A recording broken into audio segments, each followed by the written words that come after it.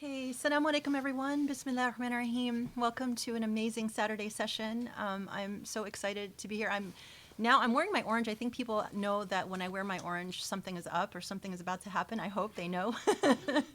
And tonight is I want to start out with a little bit of a celebration, a little bit of a launch. If you read my weekly email, you know what's about to happen. If you didn't, I'm really excited to share like a really special project that we've been working on since last summer. And I wanted to just talk a little bit about it, but I also wanted to share it. Let me start with like the fun, right? So we recorded an entire album for our dear friend Woodsky Marison, who I know I've played her adhan here several times, which is mind-blowing. We played her music. She was part of my Exceptional Converts conversation. She's someone who just was given an incredible divine gift, and that was the gift of song. You know, she has a voice that is incredible. She expresses, processes, and, you know, connects with God through music.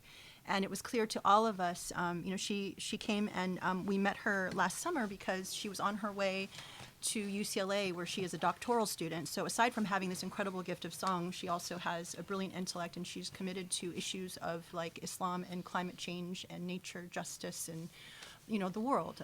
You know, so it's someone who has incredible talents and gifts and processes through music. Well, when she came here, you know, we fell in love with her. We fell in love with her music. We recognized that she has an incredible voice. And I personally felt like, okay, this is now a religious duty for me to do everything in my power to capture, you know, and make this music available to the world, at least through our vehicle. You know, we don't reach that many people. But it was clear to me that this, you know, if you hear this music and you understand that it comes from a deep love of, you know, beauty and the divine, it cuts right to your heart and soul, and it takes you to another place. And I felt like this is the kind of music and that needs to be shared, and it's the kind of example that needs to be set to demonstrate that, you know, all of this talk about how music is haram in Islam is just simply not true. You know, you see this vehicle for connecting with God and connecting with the divine. Our dogs are singing in support. So anyway, it became a religious duty to, you know, I told her I wanted to professionally record these songs, try to help create an album, and share it. And so we did that. And so by the end of the year, we actually had recorded 12 songs. We completed her first album. And last night with my weekly email, alhamdulillah, we were able to release the first single. And some of you have heard this, but it's actually, it's very special because this one was professionally done, and we got to see the whole incredible process. Let me play the music first because, you know, then you'll know what we're talking about, and then I can say a little bit more. So, and Woodsky's here with us on the interactive group. Sorry to embarrass you, but, you know, it's like truly such an honor and blessing to be able to share this music. And so anyway, I'm going to do a share screen here, and then hopefully people can see it on the screen to my side. So hang on one second. أشهد أن لا إله إلا الله لا إله إلا الله لا إله إلا الله لا إله إلا الله لا إله إلا الله لا إله إلا الله لا إله إلا الله وأشهد أن محمد رسول الله. I testify by heart and eye, by the tears I cry, I'll no longer deny the blessings in my life that are too numerous to count. My heart I thought was lost, but in your mercy it was found. So from this moment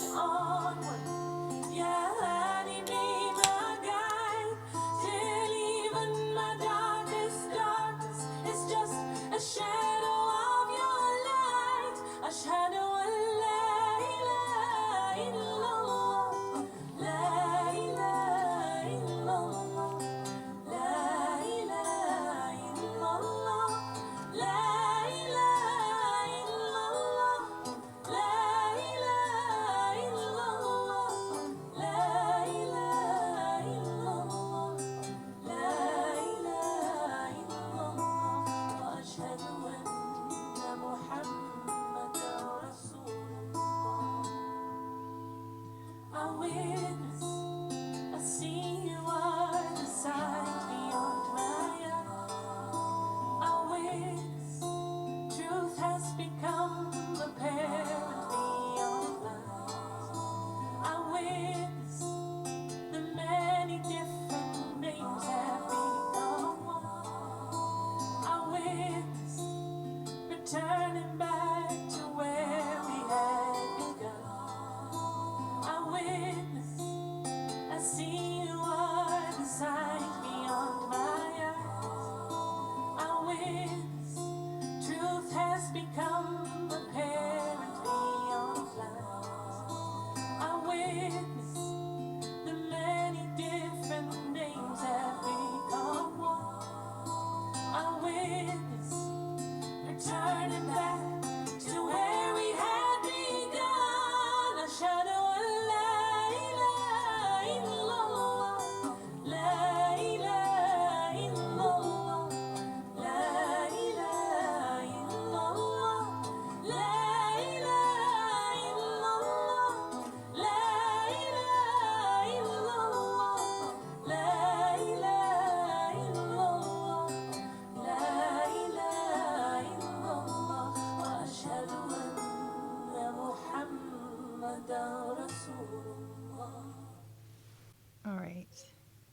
I love that song so much. It never gets old. I listen to it again and again, and it's so beautiful. And I think that, what's just so striking to me is that music. I mean, through hearing this music as a Muslim and as a convert and as a woman, honestly, it made me so proud. And oftentimes when you listen to religious music, it feels like religious music, and it doesn't take you, anywhere except wherever you are.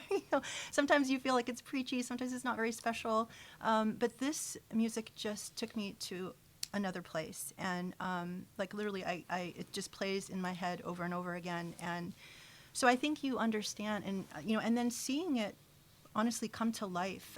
We found a recording studio here in Ohio, and the whole process of birthing the song was honestly, it was like a religious experience too, because and I have to admit, I really felt like the hand of God in everything, because I think it's really unusual for people to decide that, okay, we're going to record a whole album, and then it just happens, and all the things fall in place and come together. It just had that feeling of when Allah has blessed it, and things just fall into place very quickly, and it was just meant to come to life. And we've had so many experiences in our life where that just happens. When things are meant to be, it's almost like you can't stop it.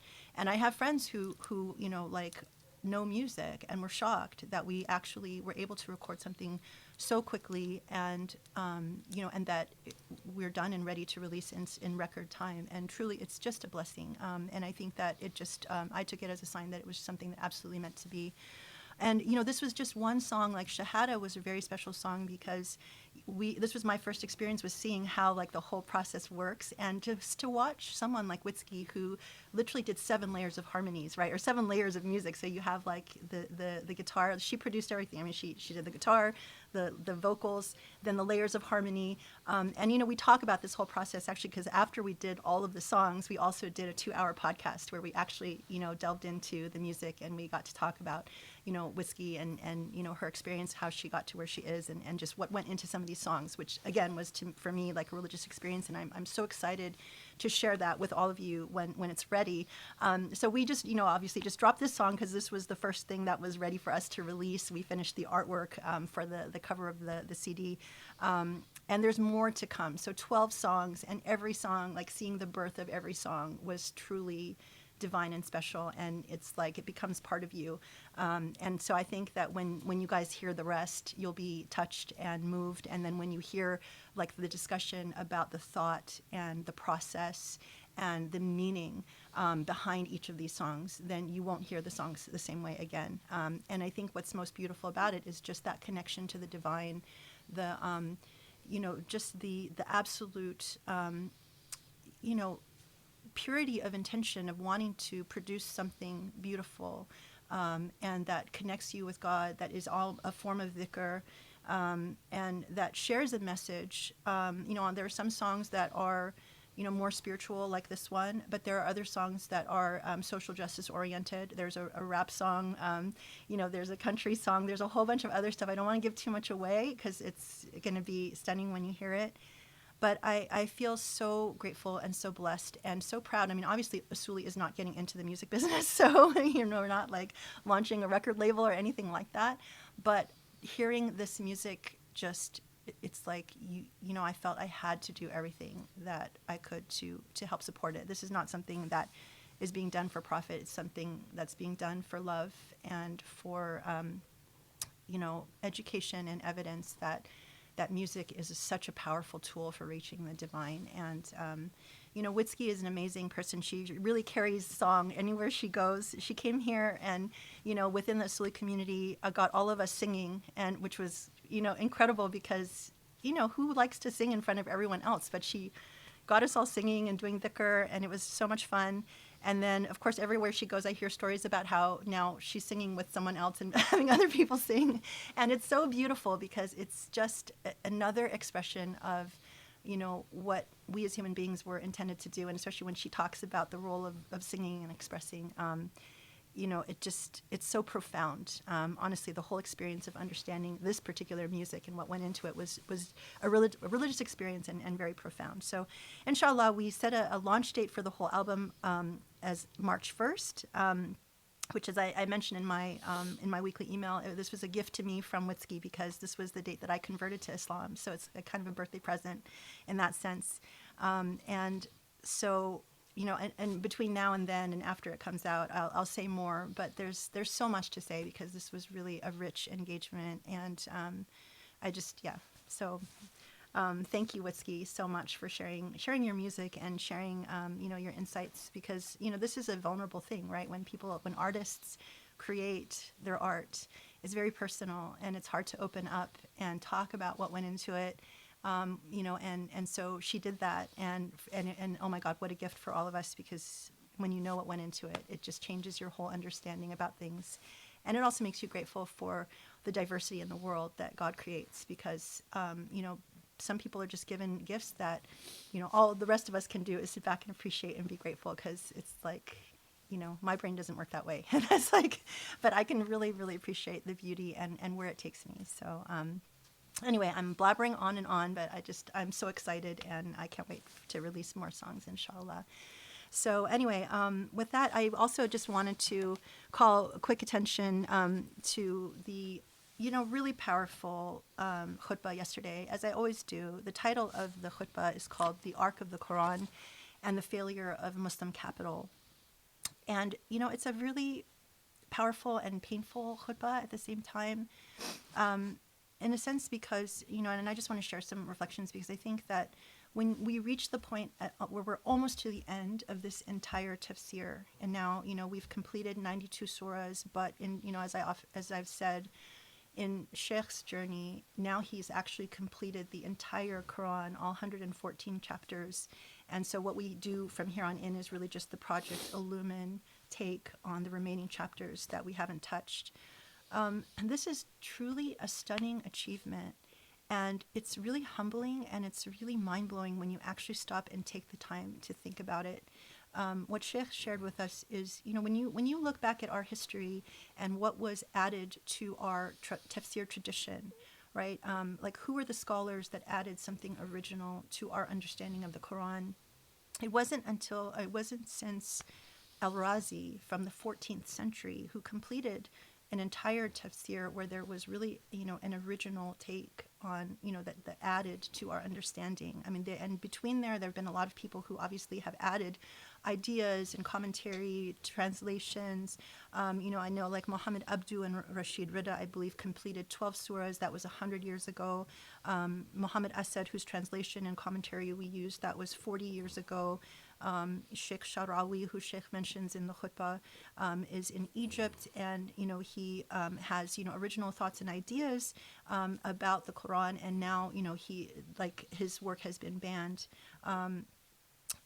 All of these people who had something original to contribute were in many ways vilified in their time, and or marginalized, or much worse. They had a really difficult experience, and for us now, so Sheikh has basically virtually completed, the first English commentary, bar none, right, on the entire Quran, and then adding original thought for 114 chapters. And no one has done, the thematic unity. No one has, approached this from like every surah has a unique moral message, and carried, and understood like, okay, how did the early Muslims receive this message? What was it that, that they understood about what the revelation said? Why were the surahs named the way they were named? These are things that are original contributions. And so we who have been on this journey recognize that this is extremely special. And, once in a century, contributions to this tafsir literature. And it's very frustrating when we live in a time when this is actually probably the most important knowledge that we could unlock for all of the challenges that we face in our world. And yet it's impossible to get people to get behind it, right? I mean, and so the failure of Muslim capital is that we as Muslims, as a community, can support all kinds of things. We can support building mosques. We can support, like creating Las Vegas in Mecca. I mean, any number of things. But when it comes down to supporting a scholar in tafsir, it's very difficult to convince anybody that has any value. But for us who understand the value of what we've done, it's painful, frustrating, and but also in many ways such a blessing, because I always, I don't know how I ended up on this journey, and I'm so grateful. I would not want to be on any other journey anywhere else, but to learn what I've learned and to understand what I understand now, having gone through this 30, 40-year journey, or at least just what we've learned in Project Illumine in these last 2 years, so life transforming. And of course it increases the burden of our accountability, because now that now you have to step up and and live, or at least try harder to live up to it. But it's hard when you feel like this is what we need as Muslims, and it's hard to convince our fellow Muslims. So I say this just to say, alhamdulillah, that what we've received now is such a profound gift, and I hope that probably, I think we're all sort of assuming that maybe this will not really, we won't ever see the fruit of this labor. Maybe hundreds of years from now, people will look back and say, oh my God, can you believe that this Project Illumine group did this?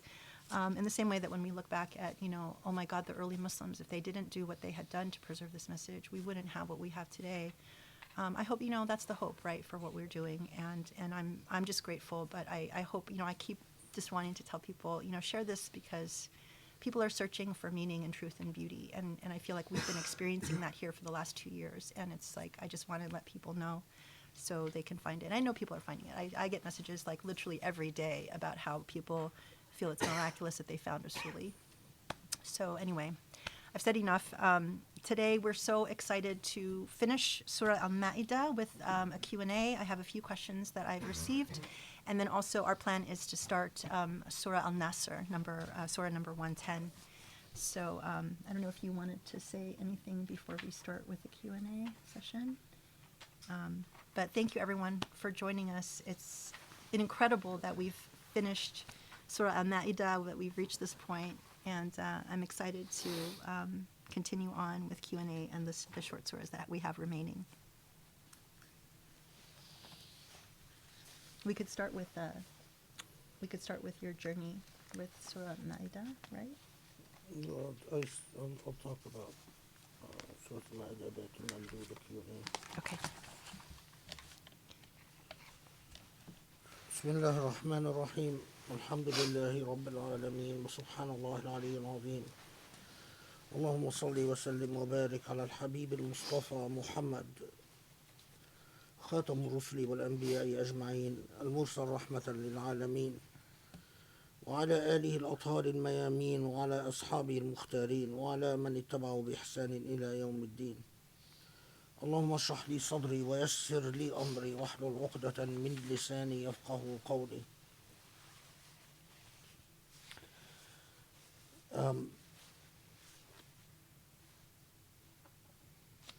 Okay, so First, it is important that we take account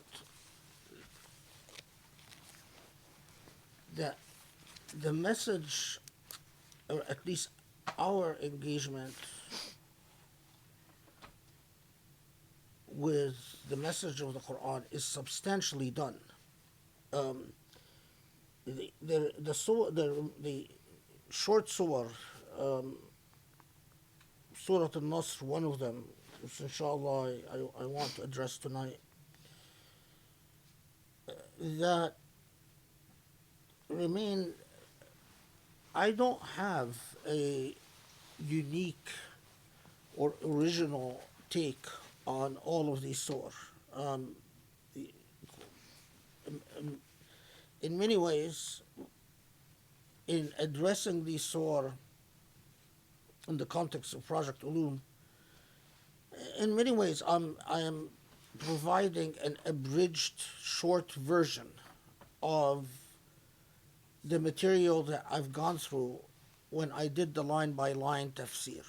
So, Surah Al-Tin or Surah Al-Asr,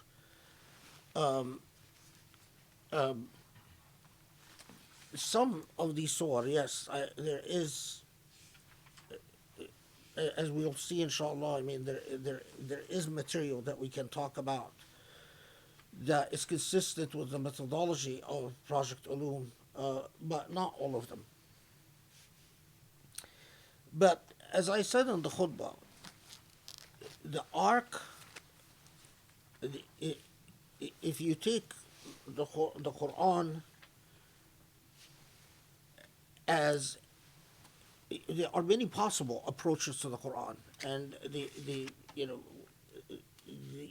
one approach is to take the Quran as a book of remembrance, a book that reminds you that there is a God and there is a hereafter and that there is accountability. And if, as a dhikra, as a book of remembrance, then you get that same basic message repeat in a repetitive, consistent fashion, again and again and again, from one surah to the next, that is reminding you of these basics.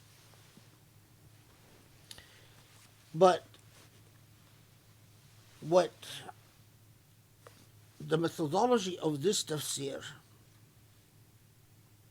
is that is literally the Quran as a moral educator. It's like an entire pedagogy, an entire institution of moral education, which means that even if this tafsir, inshallah, is preserved, you will find that people can spend lifetimes building upon what this tafsir accomplishes, because you can,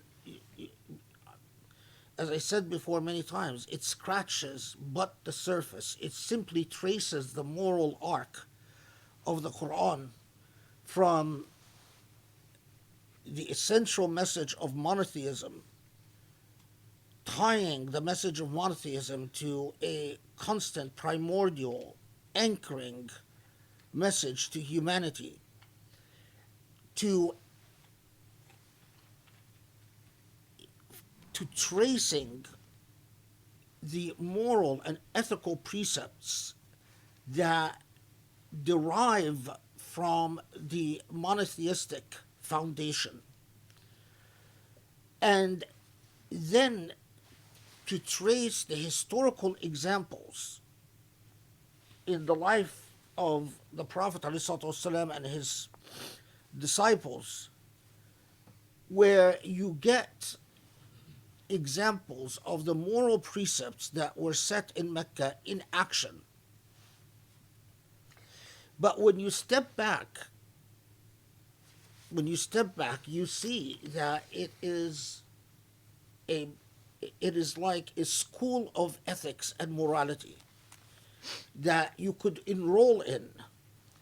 And if you are serious about the moral education you get from the Quran, you could enroll in for the rest of your life. The Quran is constantly, the more you invest in it, the more you gain from it. And I don't believe there is a limit to that. It is as Allah reminds us that God's wisdom is like a boundless ocean. And the Quran itself is like a boundless ocean that will yield.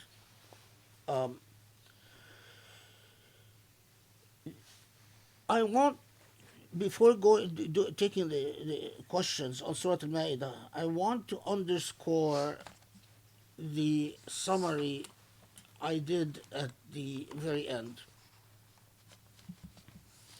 because of the role of Surah Al-Ma'ida itself. So,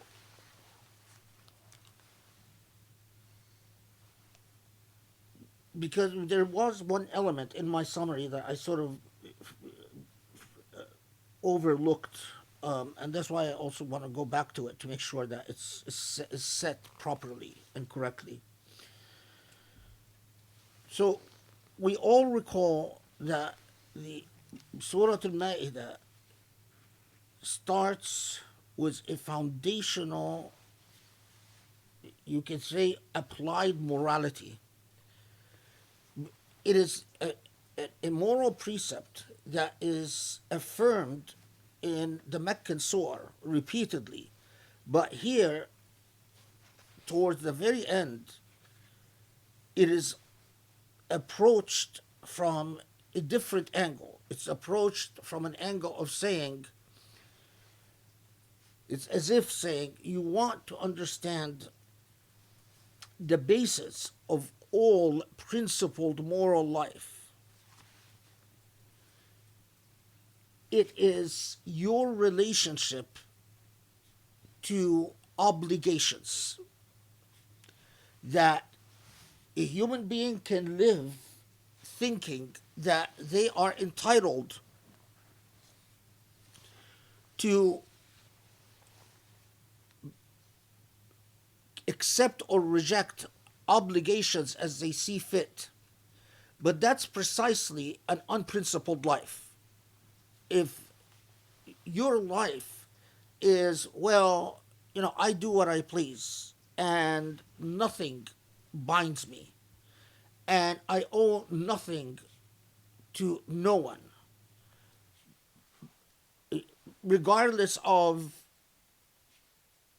my birth, those who raised me, my role in society, or whatever, if your attitude is basically, I owe nothing, but my sense is I have no sense of duty, that's precisely what moral decay and moral corruption is that you have no sense of obligation, you have no sense of duty. Your measure is simply self-interest. And so that is why Surah Al-Ma'ida starts out with the core concept of al-wafa' bil-aqd. Wafa' literally is that and wafa' is very fascinating, because it's not just that you fulfill an obligation, but you fulfill an obligation in good faith.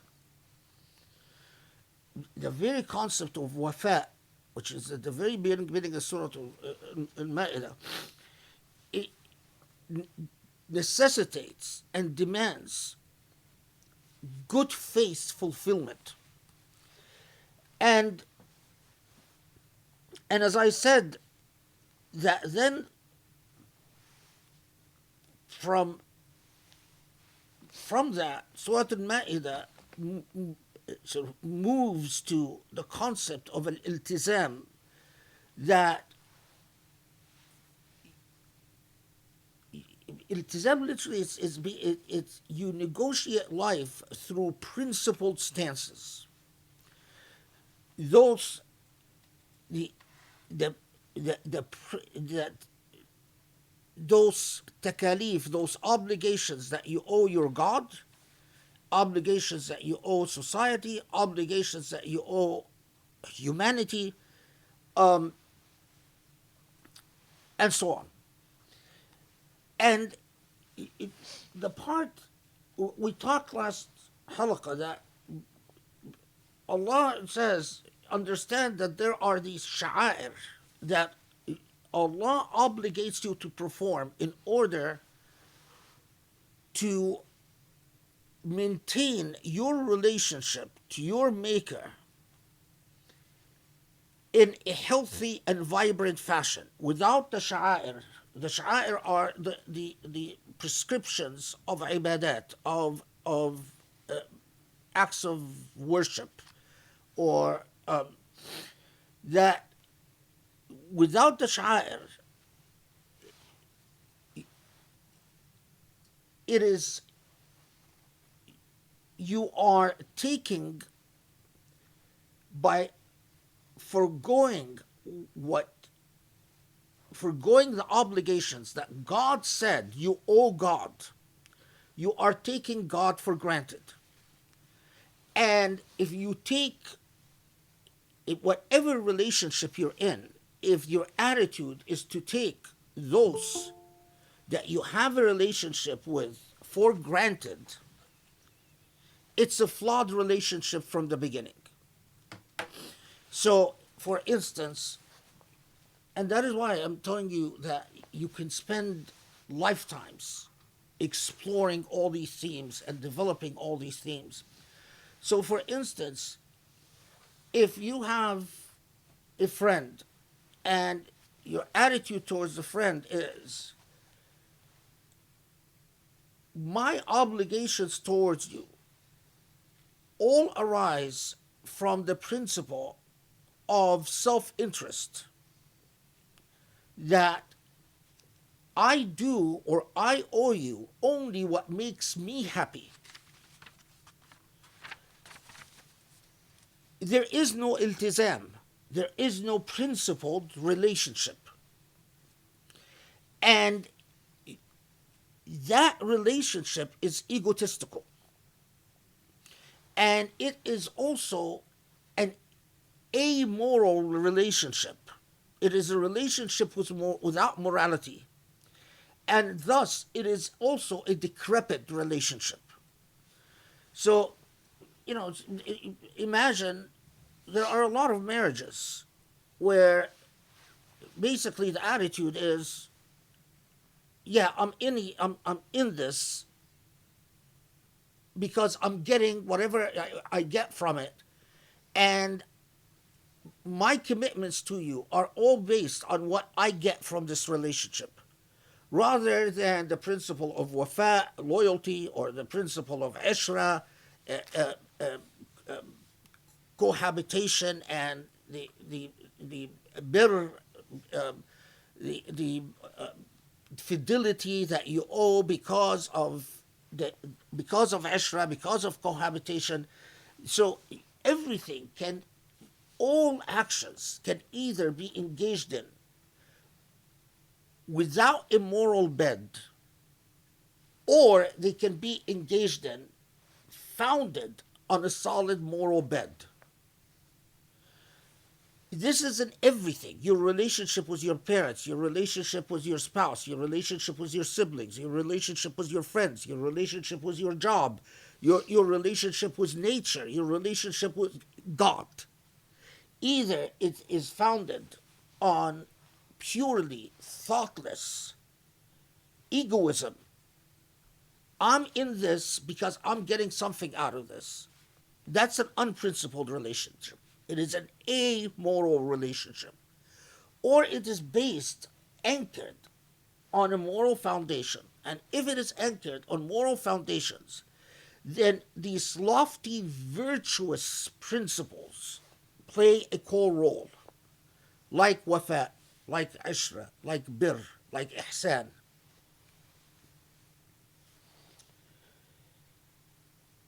So the sha'air, again, it's a highly inadequate word, rituals. Sha'air is not just rituals, but it is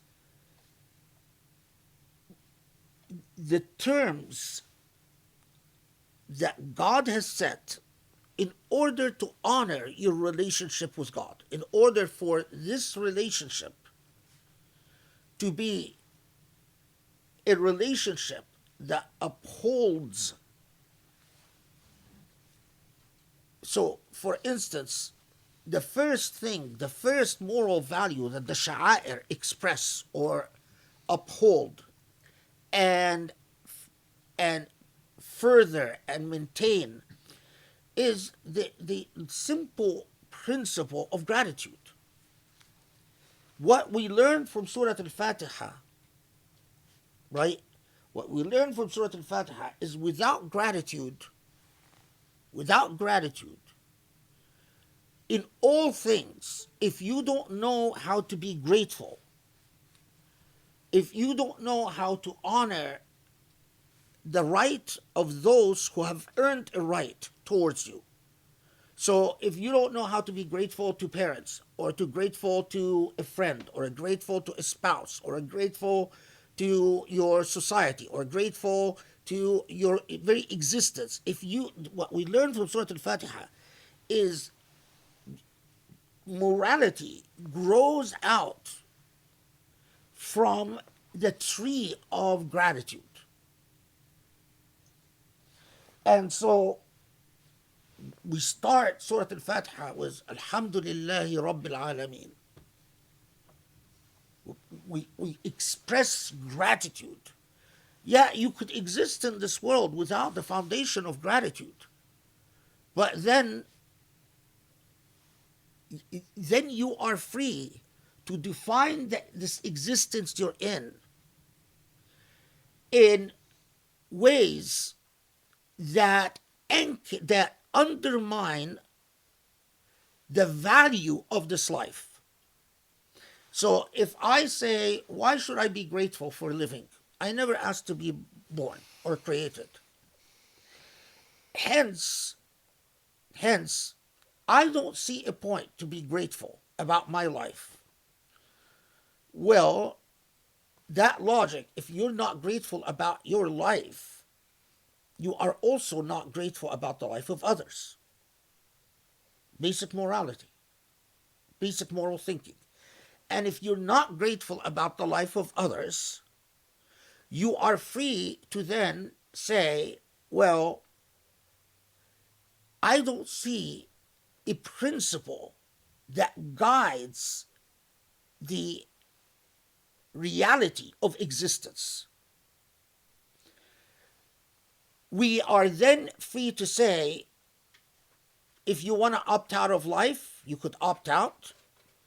If you want to look at life as a hostile journey where you basically fight with others to maximize self-interest and that's it, you're free to do so.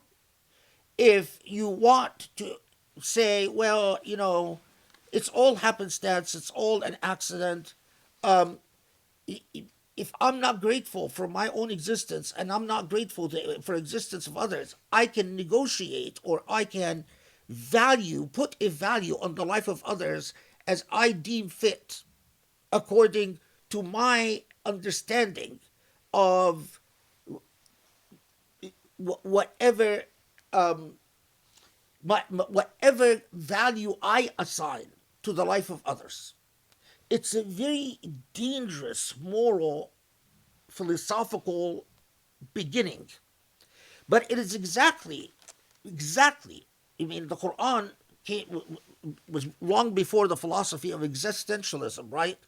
But this is exactly what we encounter with the philosophy of existentialism.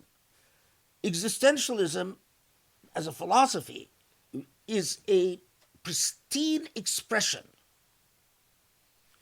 of the basic assumption of there's nothing to be grateful for in existence. But that's precisely why a philosophy like existentialism has allowed for it became a bedrock for the growth of racism, for the growth of genocidal projects, it's sort of like, well, we are free to say that the life of the uncivilized or the life of the alien is worth less than the life of the I, whatever the I is. And we often don't realize that the basic foundation is if you say there is an anchoring principle of gratitude towards life, not just my life, but the life of others, you've committed yourself principally and ethically to a value that you assign to your life, which is equal also to the value assigned to the life of others. Is this too philosophical? You all followed, right? Okay. So, alhamd, gratitude, that principle of gratitude, and the sha'ira, whatever ritual we perform, it is a practice, a physical practice of the principle of gratitude. So it is not,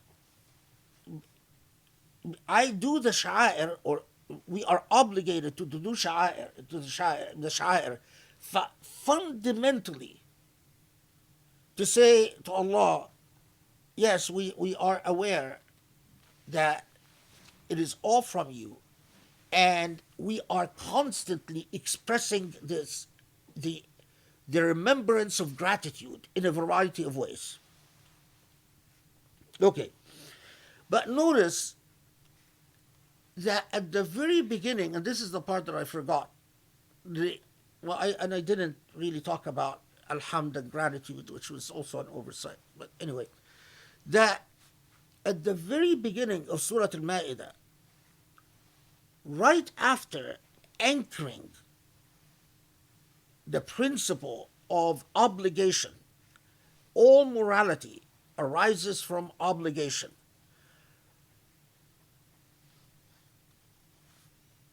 Look at what Surah Al-Ma'ida charges Muslims with. تعاونوا على البر. So this is verse 8.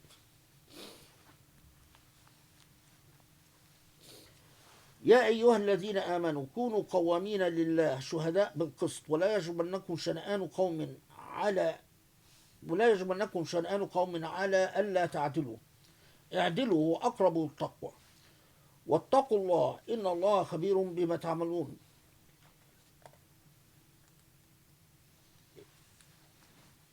وعد الله الذين آمنوا وعملوا الصالحات لهم مغفرة وأجر عظيم والذين كفروا كذبوا بآياتنا أولئك أصحاب الجحيم. يا أيها الذين آمنوا اذكروا نعمة الله عليكم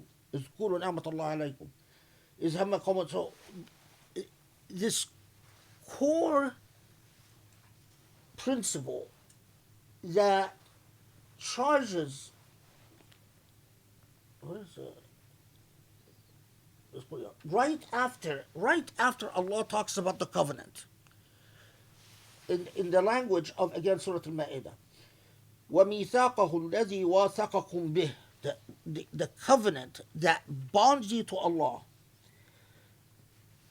What is the charge that Allah gives Muslims? كُونُوا قَوَّامِينَ بِالْقِسْطِ. You have an affirmative obligation.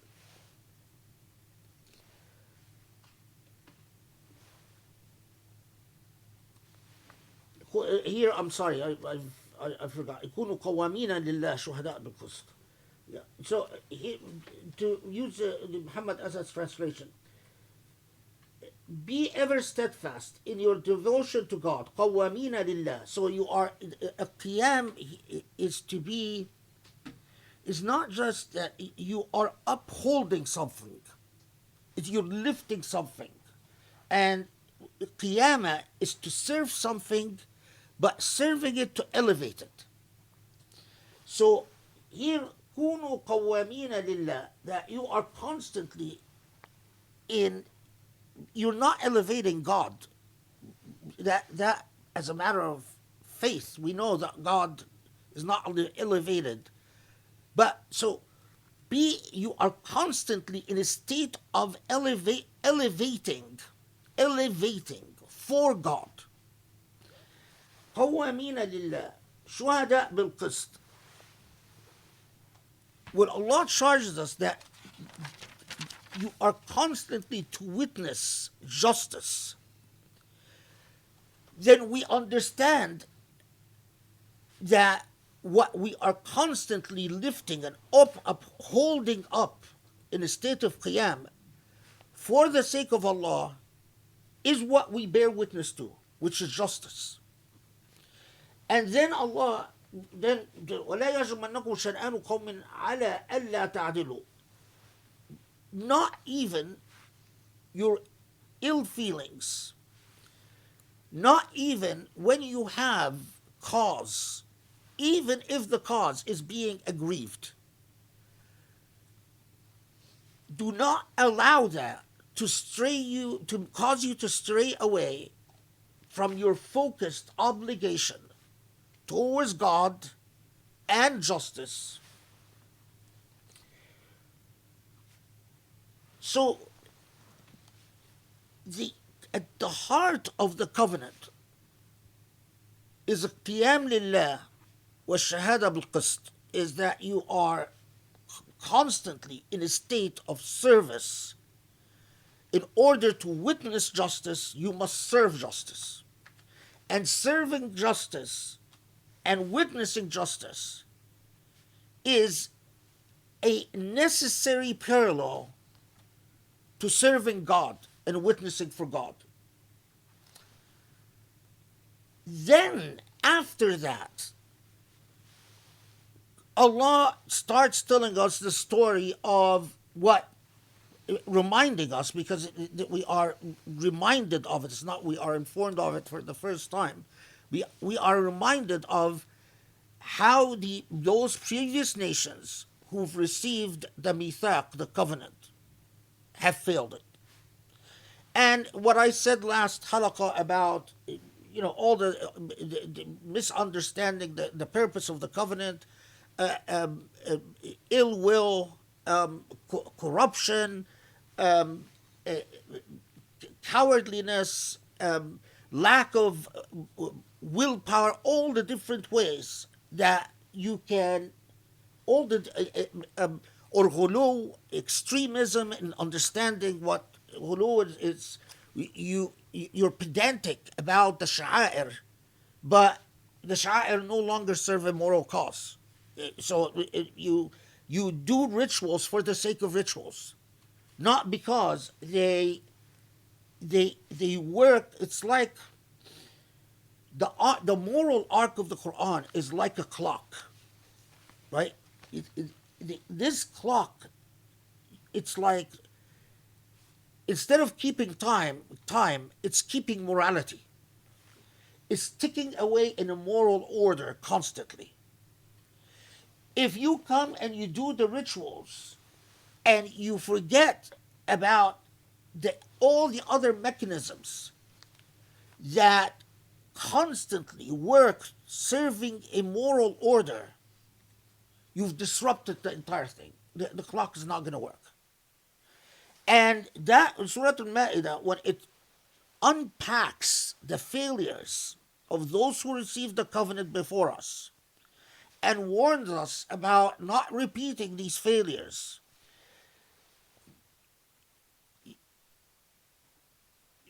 look at the heart of it. At the very core of it is لا تناهون عن منكر فعلوه. That while Allah has said that the core to the covenant, the core to the very moral understanding of gratitude, is that you you are in a constant state of vigilance for Allah and for justice. Well, these people, and remember that what the constant complaint of Surah Al-Ma'ida are that the Israelites or the Christians are coming to the Prophet and saying, well, endorse our corrupt systems of justice, endorse our privileges, endorse our exceptions, endorse the way that we've distorted, and Allah coming in and say, you can't do that. God's law is one. Not God's rituals are one, but God's law, God's moral law is one. So in the same way that I'm told you, uphold justice, bear witness, I've told them the same thing. Uphold justice, bear witness. And when they come to you and they want to,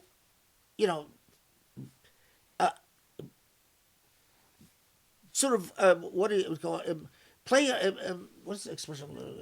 Huh? Negotiate? Weasel around the precepts of justice. That's a violation of hukmullah. And then what we've said about, then what is the consequences of failing the covenant? And, we talk about original contributions. And it is a core original contribution of this tafsir, that the consequence of failing the covenant is a state of tih. Remember this word, tih.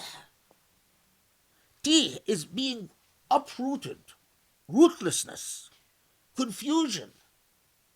Tih is when you don't know what's up or down, when you exist in a state of anxiety every day because you're not sure of anything anymore. You're not sure. Do you, really? Is it real? Am I going to really come back to life after death? Really? Is death not the end? Does God really exist? Oh, I'm having a crisis of faith because I read something bad about the Prophet here or there. That's a state of tih. That's tih. And if that threat, or that Allah warning us about this, and says in the state of tih, it's like you revert back to a state against nature. Another critical concept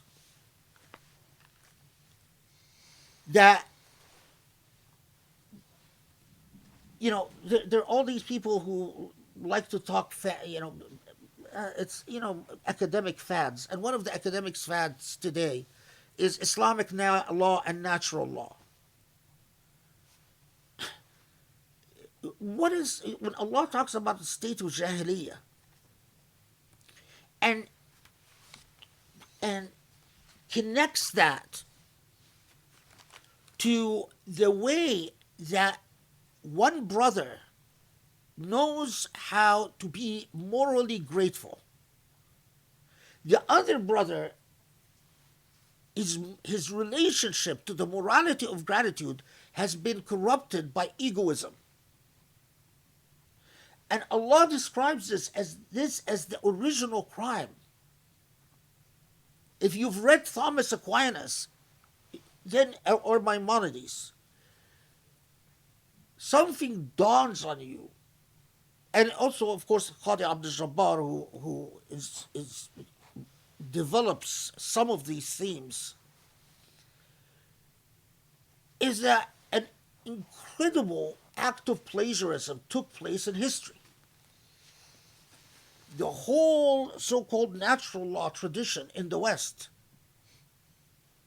it didn't simply copy concepts, but it creatively and often quite originally, reconstructed concepts. So they benefited in the same way that Muslims benefited from the Greek tradition. Those folks benefited from the Islamic tradition tremendously. Okay. Now,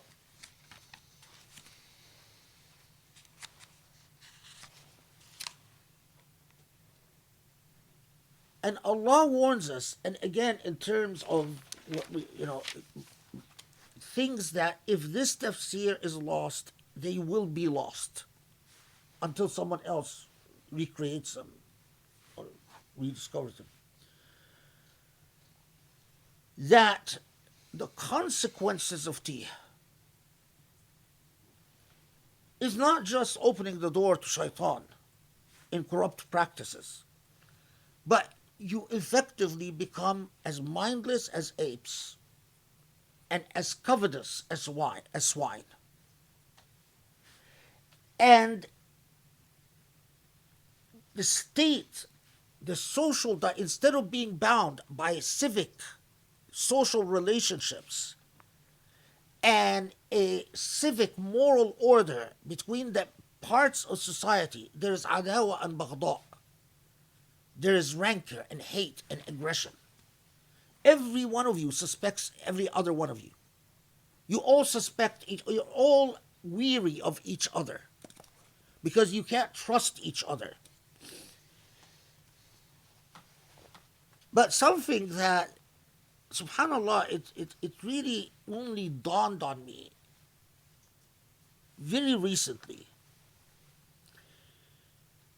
is that, I realize that one of the things that Allah also warns us about is when the Quran talks about the Israelites saying God is poor and we are rich. And this is in a state of tea. The covenant has been broken. And what God is, the moral issue here is bukhl, is stinginess. And although I have been begging Muslims to spend on the causes they believe in,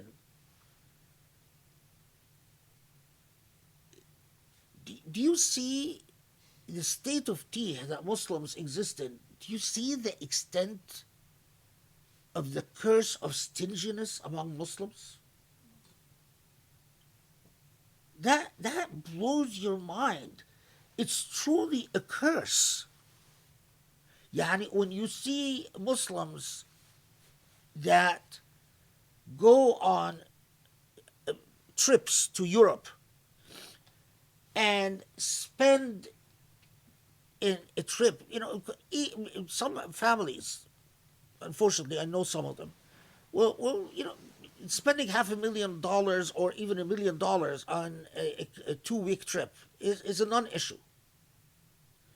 But then come and try to convince them to even part with $1,000 to serve something in which they are not going to be the centerpiece of. So if you tell them, give me $10,000 for an Islamic center and you're going to be in the board of that Islamic center, they might do it. But if you say, spend money for something where your name is not going to appear and you're not going to be the central authority, what Surah Al-Ma'ida warns about, it is astounding. But it really didn't come home to me. I realized years ago that the repast, Al-Ma'ida, which Muslims called this surah Al-Ma'ida, because they understood, and you find expressions, as I said, these mind-boggling reports to some of the earliest authority, Ma'idatuna Quran. And this will unlock the entire Surah Al-Ma'ida for me. To find, you don't find it in later tafsir, by the way. Like even in Tabari, you don't find that expression. You find riwayat that such and such said Ma'idatuna Quran. And of course that was the key that unlocked everything. because they and especially when they said that Al-Ma'ida was symbolic, it's not actual food, but their trust was, that repast that were they supposed to have received. But our repast, but then only recently, as far as my dynamic with the Quran, the people who have listened to this tafsir itself is a repast. It's a Ma'idah. And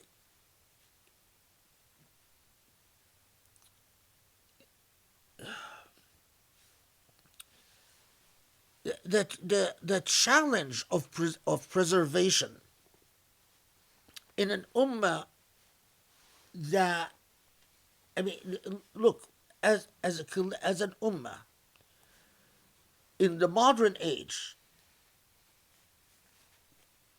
time and time again, our most cherished inheritances have been destroyed, and the ummah is silent. The 500-year-old mosque in India was just destroyed. C.G. Worrellman talked about it. And people react to the burning of the Quran more than they react to the destruction of their history. This is a moral affliction. When you do not react to the erasure of your character and identity. History is your identity. But history is not just buildings. History is also an intellectual history. It is the history of ideas and thought. This scholar produced this. This intellectual produced that. We, in the modern age, have become a people who are adept at not preserving their heritage. Everything from our manuscripts that end up in European institutions that are constantly pillaged and depleted, to even Jabal Uhud now in Saudi that's being gutted and destroyed. And even the destruction of Jabal Uhud will not get a Muslim, or most Muslims, to say Jabal al-Huda was destroyed long before Jabal Uhud to turn Mecca into Las Vegas. Nothing. Now, if you thought this was bad, I could sit here and write volumes about the way that we failed to preserve intellectual legacies since the age of modernity. Our ancestors were good about preserving Ghazali, preserving Razi, preserving Ibn Rushd. But the average Muslim, even the average educated Muslim, has no clue the number of intellectuals who have produced original insights who were completely allowed to be forgotten and erased from memory. Because of what I talked about in the khutbah, how cowardly Muslim capital is. One of the basic things that being colonized has taught us is a rich person has been taught to always be scared about spending on Islam, or to be weary, anxious about spending on Islamic institutions, because they're always weary, they're always in a people that don't value thought and don't value the blessing of ideas, the blessings of talent. It's like, crabs in a what do you call it, Bucket. in a barrel. A rich person is constantly being nipped at by those who are intellectually bankrupt, warned about supporting bid'ah or supporting bid'ah, or at the same time anxious about their money going supporting people that ultimately might get the rich person in trouble. Well, what if I get accused of supporting Hamas? What if I get accused of supporting ISIS? What if I get so? What this has taught, because this didn't just begin with ISIS, by the way. There's a long history of that type of, while someone who's a Jew or someone who's a Christian, they're not worried about, they're never going to get trouble for spending money that goes to extremists. So what? Even if it turned out that they've given money to extremists, they'll learn about it and then they'll say, okay, I'm going to stop spending. But they're not going to get in trouble. So they didn't learn to be cowardly with their capital. And also, there is a cultural institution that celebrates diversity and that excuses, offshoots. So even if you ended up spending money, if 50% of it produces something healthy that benefits the community, that's fine. Muslim capital have learned to become extremely cowardly. And the way that you try to, because you're always scared, the way you try to make yourself safe is to say, I'm only going to spend on things that I can closely control. But what do you think are the things that a very rich person has time to closely control? It's building something, for instance, that has a theater, that has sports equipment, that has a swimming pool, that has tennis courts, and so it's safe, all nice and safe. Or building, some, economical interface, something where you can come and sit and be praised and flattered and kissed up to for being a great, and it's all nice and safe, but it is also largely all meaningless. Meanwhile, your Jabal Uhuds are being destroyed, your ancient historical mosques are being destroyed, genocides are going on against Muslims, and any systematic effort at the production of original Muslim thought is being allowed to simply wither away. Can you imagine? I remember the outcry when the Egyptian government said it's going to destroy Muhammad Abdu's home. I don't know if I think I've told the story somewhere before.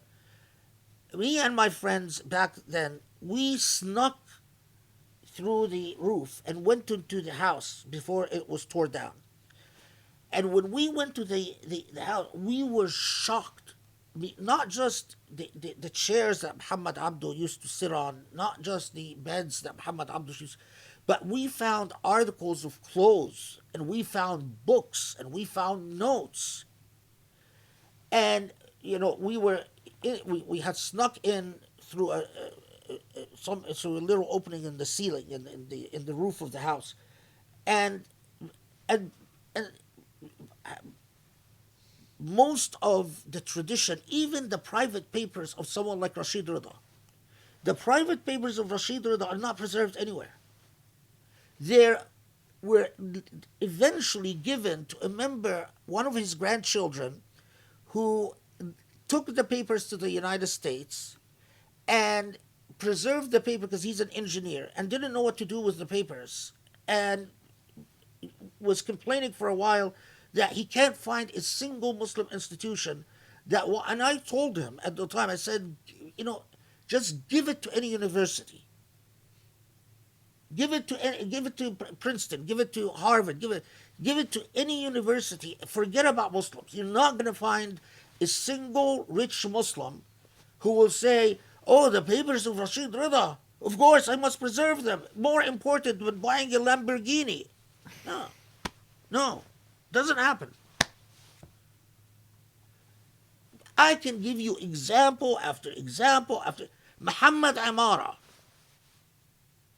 Some of you might have heard of, most of you probably never heard of Muhammad Amara, who has about 50 books, especially his early scholarship. At least Muhammad Amara dedicated himself to, especially in the second half of his life, to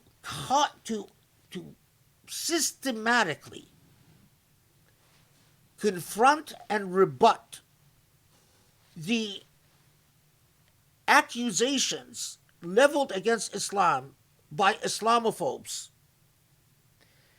and has produced, for those who are influenced by Islamophobes, has produced truly an impressive legacy of systematic responses.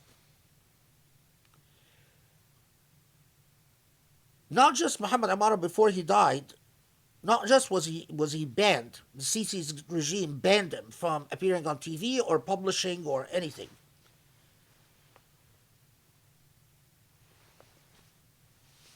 But his family, because of the way he left very little money.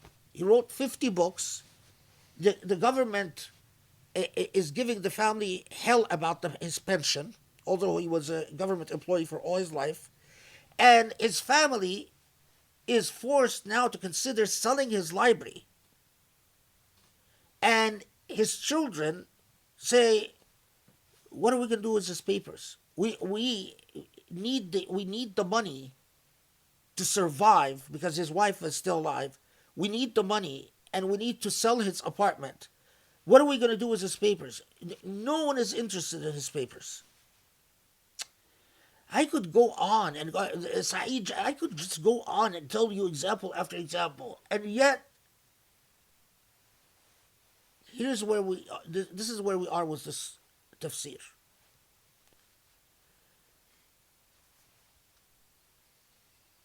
I firmly believe, an ummah that doesn't know how to express gratitude for the gift of intellect and knowledge, for an ummah that doesn't know how to be grateful where Allah gives you the gift of a gifted intellect or a gifted talent, an ummah that finds a gifted artist that writes beautiful music and says, "Oh, well, barakallah feek, masha'Allah, okay, let's move on." That's a cursed ummah. When Allah puts talent in our midst, every intellect that is able to produce, this is the way Allah gifts. Allah doesn't just gift by giving you fruits and food and oil. I mean, this is the thing. Oil, a far more precious gift than oil is the intellect. Gifted talents. Like what I was talking about in the khutba, this child who sings an aria. Far more important and valuable.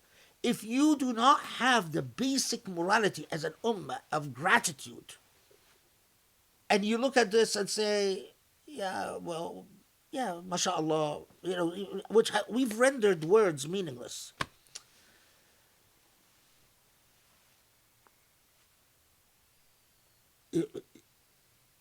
the journey with the Quran, I have, as I said in the khutbah, I was for years having seen how so many Muslim Muslim communities deal with the gift of knowledge. I was very reluctant to share it until my family literally forced me to. You know, especially Sharif and Grace. I mean, well, especially I guess that's all my family that's involved. Well, Yeah. Mido didn't force me, but these two forced me to. And okay, so it's shared. What becomes of it? Um,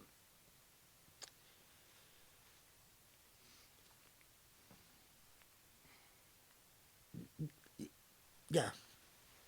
Oh, okay. That was a very very long introduction, but um, if there are any questions, let's deal with them.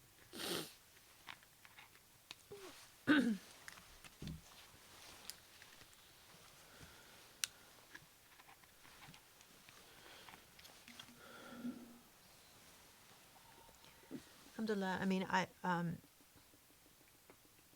don't think anyone here in this room would have suggested that or been less would have wanted you not to share because I mean I think that you know as even if it's just the people in this room that received this and you know we're working so hard to preserve it and publish it and all of that, you know it's a gift. You're a gift to the ummah now, and maybe in the future it you know the Muslims will be grateful. Maybe this will be the way forward, and that's what I've always believed. And I would still be bugging you to share it, and I'm sure Sharif would too.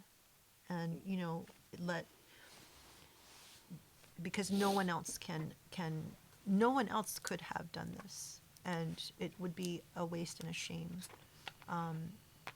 to let it go to your grave with you. And we obviously didn't want that to become a source of sin, like God, like why didn't you share it?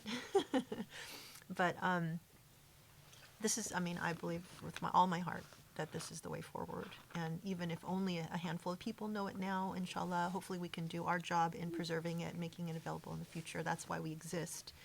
And hopefully people will continue to find it. Allah will facilitate it, possibly leading to something much more beautiful. But I don't know if that, I always love to ask you first if you would share like your journey. You shared some of your journey with like what unlocked it for you, but maybe we could just kind of Well, start there. Surah Al-Ma'ida, the first thing about, there's a couple things that are, you should, Surah Al-Ma'ida, while it has the other, there's like a two parts to, or like if it's two parts to a formula. كونوا قوامين لله شهداء بالقسط كونوا قوامين بالقسط شهداء لله. One ayah that says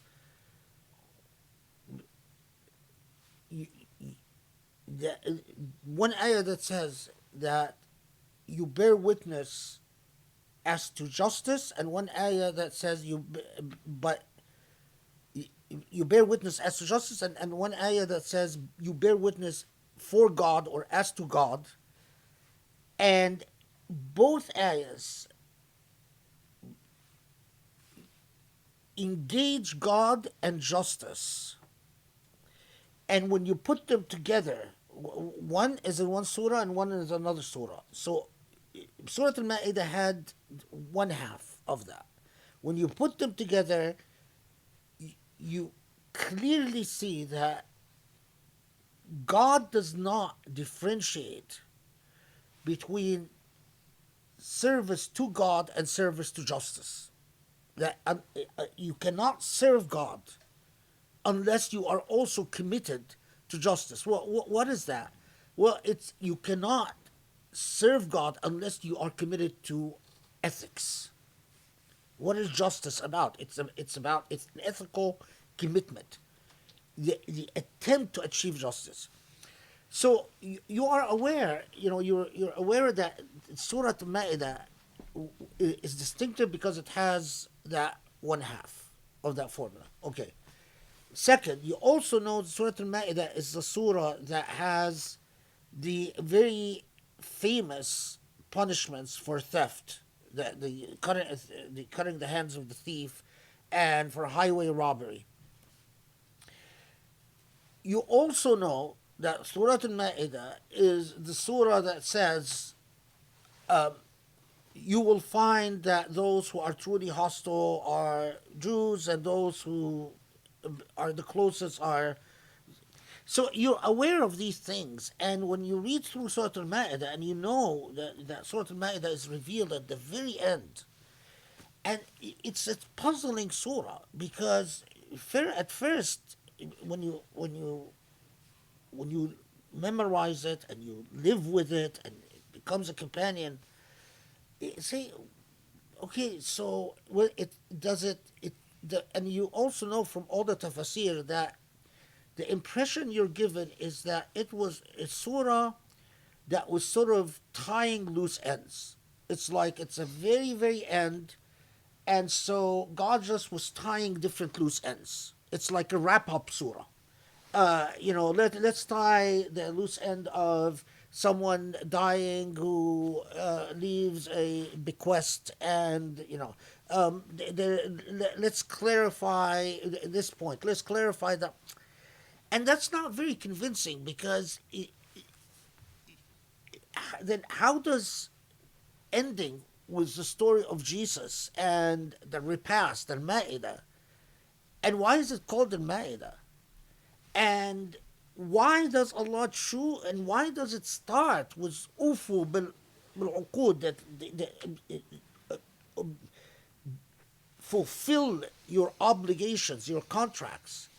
And then why does it, if it's a wrap up, these are themes that are too important to be simply described as wrapping up or tying up loose ends or just wrapping up, whatever is left over.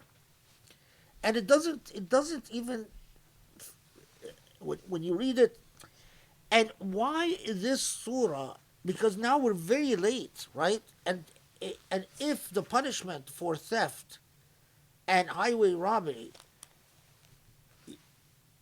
so the punishment is legislated so late, so that would mean who would apply these criminal penalties? Well, if it's a prophet, it would be for a very short period of time. But does it make sense for criminal penalties to be legislated to be sort of the charge of those who come after the prophet? So instead of being decreed, in the third hijrah in order to keep law and order, so why did Allah wait till the end of the Hijri period to say something about punishment for stealing and punishment for highway robbery? All of these questions, you pray, you research, you read everything you can read, everything you can track down about that relates to an event that you're told had something to do with Surah Al-Ma'idah, and you pray, and subhanallah, it's just, I still remember when it's as if it was in my heart that the key is Al-Ma'idah, is that the idea of Al-Ma'idah itself, and that is the unifying theme. But how? And when you realize that the Quran is our Al-Ma'idah, that moment, that it clicks, that unlocked the entire surah. That it and when you see, and that just unlocked the entire narrative of why this is the final major revelation. And it came sort of, it was one of the toughest surahs, although not toughest just because it took a lot of research on trying to, so for instance, it took a long time to realize that when Allah is talking about Christians and Jews ruling by what God decreed, all the tafsir says, oh, Muslims have their sha'air, Jews have their sha'air, and Christians have their sha'air. And when because you are heavily influenced by that tradition, it takes a lot to deconstruct what you've learned, to realize that what God is saying is that God is that when it says Christians and Jews and Muslims should rule by what God decreed. It is intimately connected to the context of what you're told was going on historically when the surah was revealed. And that is when you start finding these reports, especially in history books, about the latecomers to Islam and the extent to which they pressured the Prophet ﷺ to endorse their corrupt institutions of injustice. They really did, they very much wanted, and it was reflected in the Ridda Wars and the Apostasy Wars. They sort of really wanted to be Muslim, and without changing their lifestyle. And they were sort of obnoxious about the relationship with the Prophet ﷺ. So, when all these pieces come together and you start connecting them, like putting in a puzzle, and then you finally, the picture comes, it was one of the most exciting moments in my life. It's when it finally, and the dhikr, by the way, is verse 8. كل شهداء لله قوامين لله شهداء بالقسط.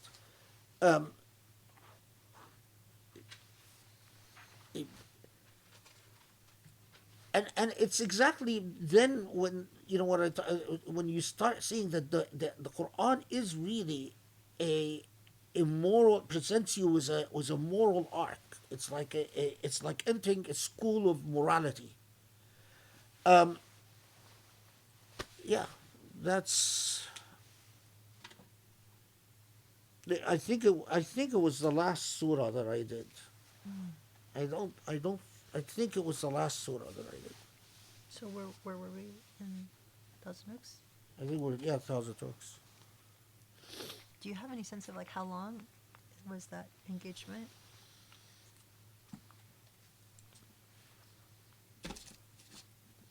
I was at the time bedridden, so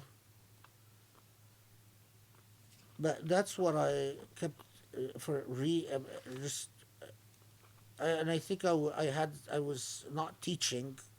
I was either on sick leave or sabbatical or something, because I remember that for 3 months, that's all I was reading about. 3-4 months, something like that. I mean, it was a semester that I wasn't. I think I was on sick leave. I think it was one of the times, because I remember just being bedridden the whole time. SubhanAllah. That was a really hard time because Yeah, that was very difficult.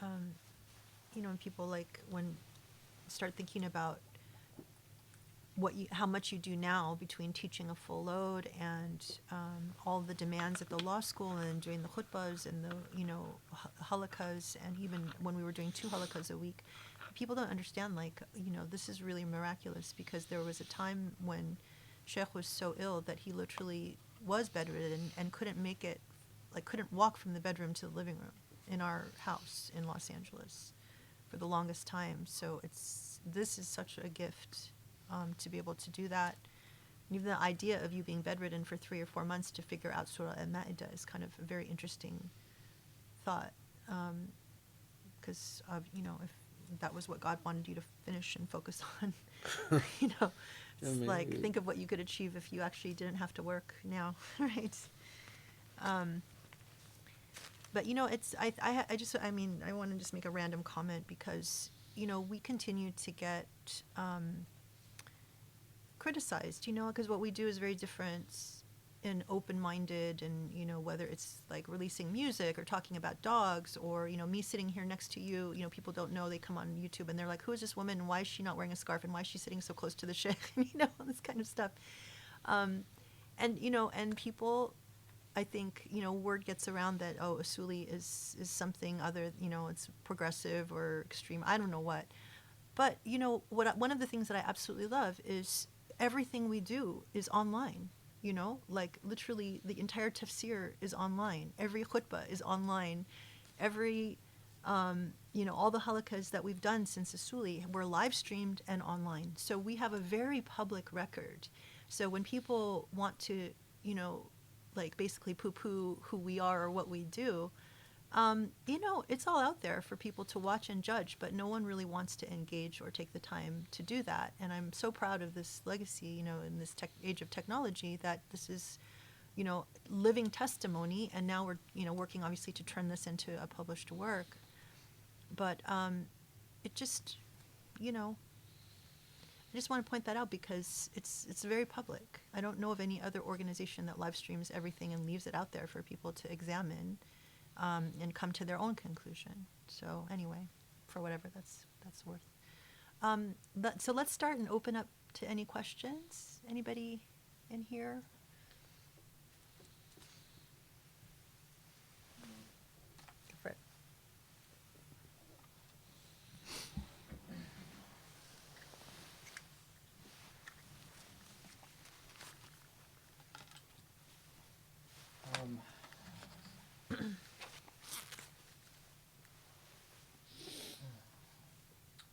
My question is in reference to verse 64, and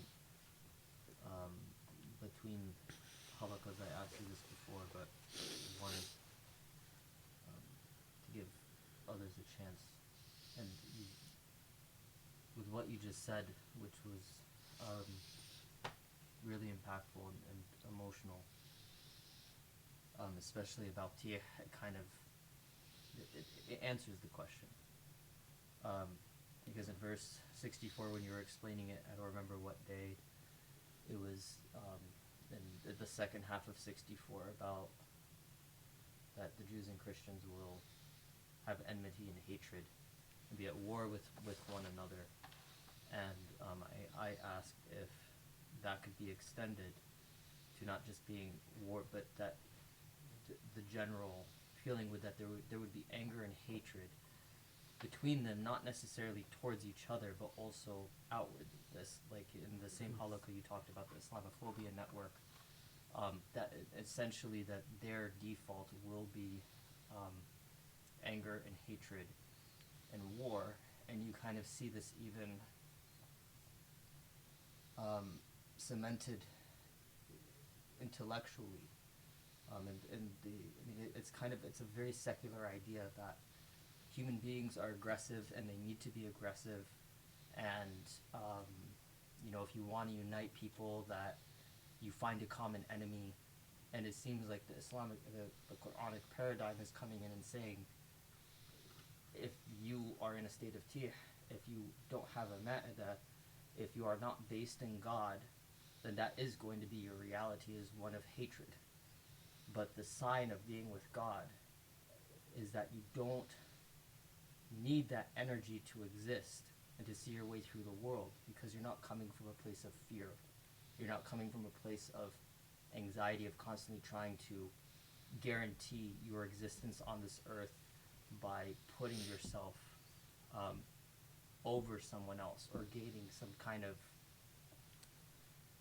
financial security, or return on investment. If I'm going to invest in anything, you can. I mean, you're right. I think, and I've talked about this with others before, that the most amazing thing about this tafsir to me is that when you start to understand it, it just opens up the possibilities for how you can interpret it. It doesn't pigeonhole. You don't feel like, when you understand it, you feel like that's just the beginning of the journey. You don't feel like, oh, now I understand the surah. You feel like it opens you up into a vast valley that's slightly intimidating. But it's, one of the miracles of this tafsir. So yeah, that's my question.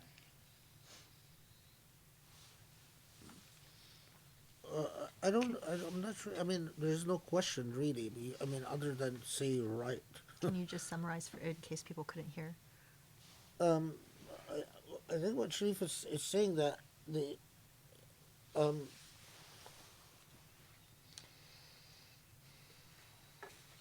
that the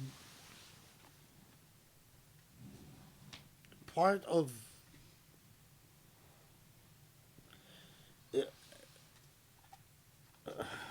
maybe it would help if we bring it up. So when the Quran talks about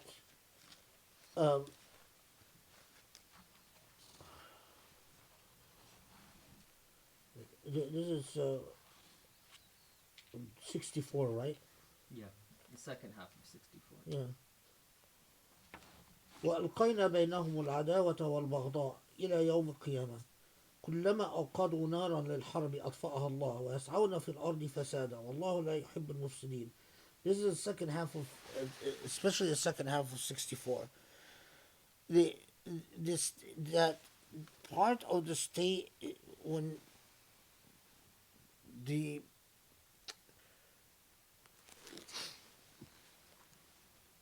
more specifically about the role of hate and aggression, that it is not just that the Quran is not just talking about that Jews and Christians would be in a state of enmity towards within, but also without, as we see it with colonialism, as we've seen with Islamophobia, is that you are constantly demonizing the other, and it is. I mean, it's for one of the for once the Islamic civilization had anchored itself in the East. I'm always struck, if you read the history of the Crusades. This is, of course, long before the Ottoman Empire, and the Ottoman Empire is a special case and has it's truly amazing how long it took Muslims before they were able to effectively respond to the Crusades. I mean, one, it was clear, what a lot of people do not know is that the Crusades managed to cut into the world of Islam and to cut in very deep, and had amazing military successes. It is as if Muslims were not prepared to even ward off military invasions because they were too busy engaged in the business of culture and institutions of fiqh and institutions of and libraries and institutions of education and art and music and so on, and they were shocked by the Crusades, and it took them a long time before they effectively started responding. Then you're in for another shock with the protracted, very painful history of colonialism. Again, the Ottoman Empire is an exception, but and my point here is that you this if you've deviated and you from the true covenant, a covenant that is based on moral precepts, and you have become in a state of tea where you take God for granted, or you assume that you are privy to God's will, and that you are the chosen agents of God, and so on. You're you are often marked towards the rest of those who are outsiders to you, with, as the Quran describes it, adawa and baghda, is that you're sort of in a state of a constant aggressiveness because you are relate to the world from is a position of suspicion and fear. You're anxious about the other. One of the the constant one of the constant themes of Islamophobia, which is, by the way, it's not just Islamophobia reinvented part of the Orientalist colonial discourse about Muslims, is that the constant accusation against Muslims that they're supremacists. This is projecting what is within. The fact that Muslims believe that their faith is true and that they have God's guidance doesn't make them supremacists. The supremacists are those who constantly feel that they are entitled to that a land doesn't count as discovered unless they put their fit. So it is never the land of others, even if others are there for centuries, because it has not been recorded through their eyes and their expressions. These are the true supremacists. So the ones that say, well, this region of the world doesn't exist unless my race, my people, my religion set foot there, which is interesting because if you compare, for instance, not just among Muslims, but even among Buddhists as well, and I don't know about Hindus, but definitely Muslims and Buddhists, even when they traveled to foreign lands in which their own kind didn't exist, they never said, we discovered the land. They say, we have visited lands that we didn't know about before. That sort of arrogant, constantly aggressive, constantly defensive attitude that you encounter in colonialism, that says, we've discovered this continent, although the continent is inhabited, or that's the and so when the accusation of Muslims being supremacists is leveled by Islamophobia, and you find also colonialism often justified part of its colonial project by saying that Muslims, we've got to defeat them before they defeat us. Even I remember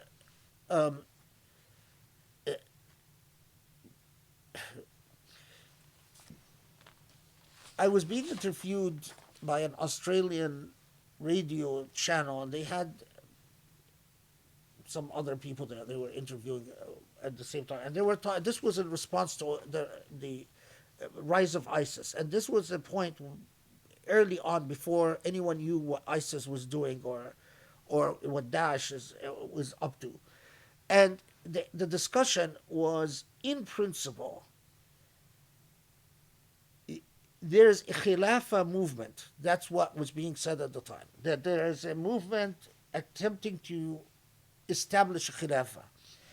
And my interlocutors, who were all professors of Islamic studies, I was amazed by the assumption how to them it was just as a matter of course, it was obvious that if there is a movement in the Muslim world trying to re-establish the Khilafah, we must intervene militarily.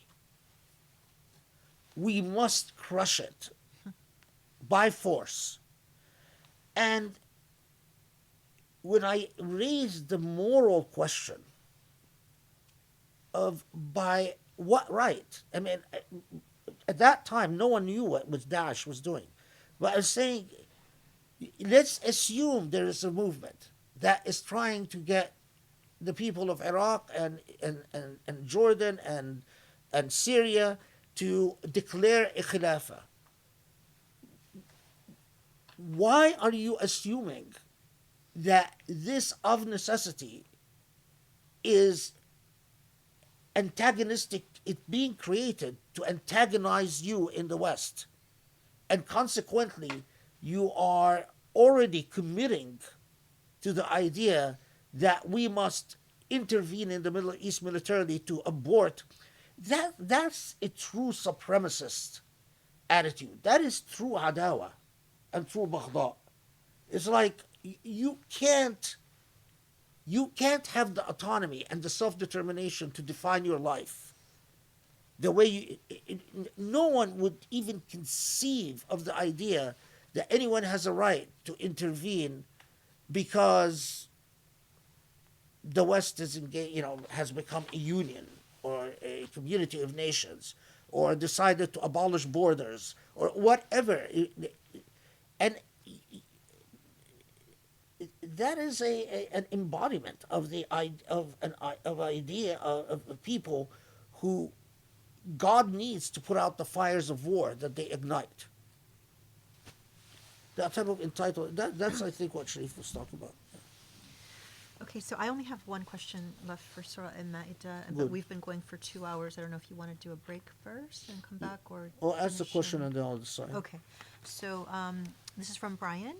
Regarding verse 5, what are the theological... Oh, if it's Brian, it's going to be complex question, but ask anyway. Okay. Where's There's Brian? a complex. Is he there? Where's Okay. Brian? Where did Brian go? Oh, he stepped away. I don't know. Okay. Okay. Regarding verse 5, what are the theological implications of God speaking to the people of the book and legally permitting the meat of Muslims within the law of Jews and Christians? Why would the revelation for Muslims be making things legally permissible for other than Muslims? Were there Christians and Jews that accepted Muhammad as a lawgiver but remained Jewish or Christian? Were there historical debates among rabbinic or canon law about eating the meat of Muslims?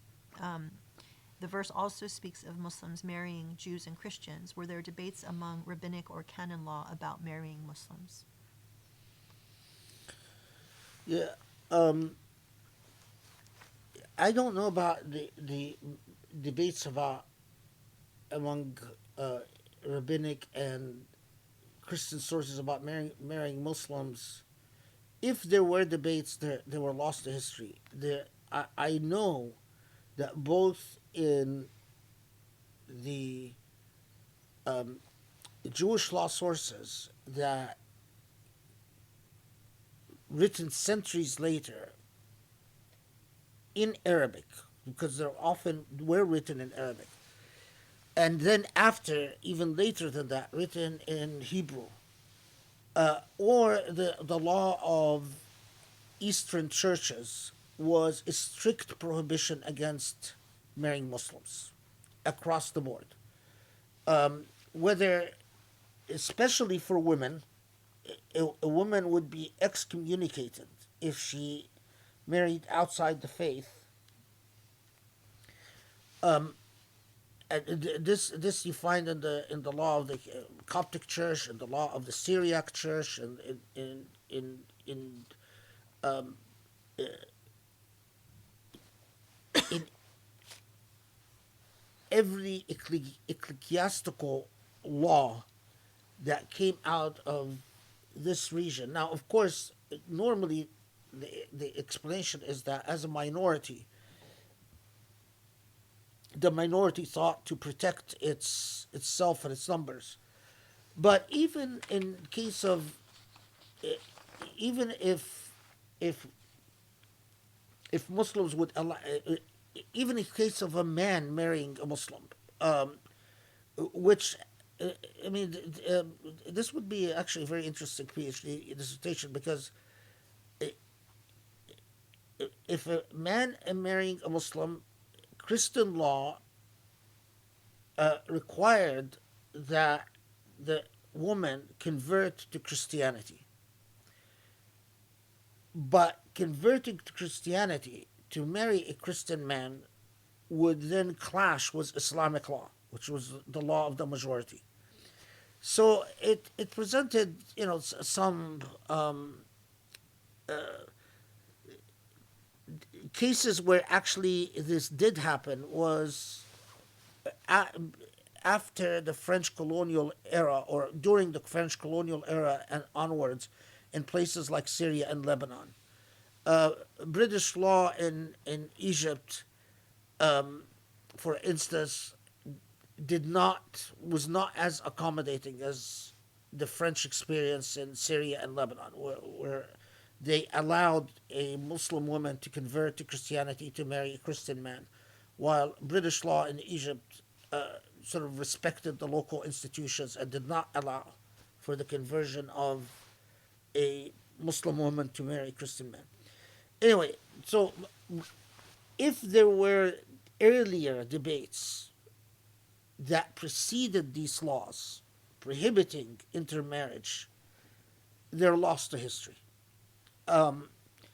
But what's interesting in the Kalami tradition, it was never this issue. It was always taken for granted that Muslims marry Muslims and Christians marry Christians and Jews marry Jews. It was never debated as a contentious issue because it was sort of just accepted as now. Of course, Muslims were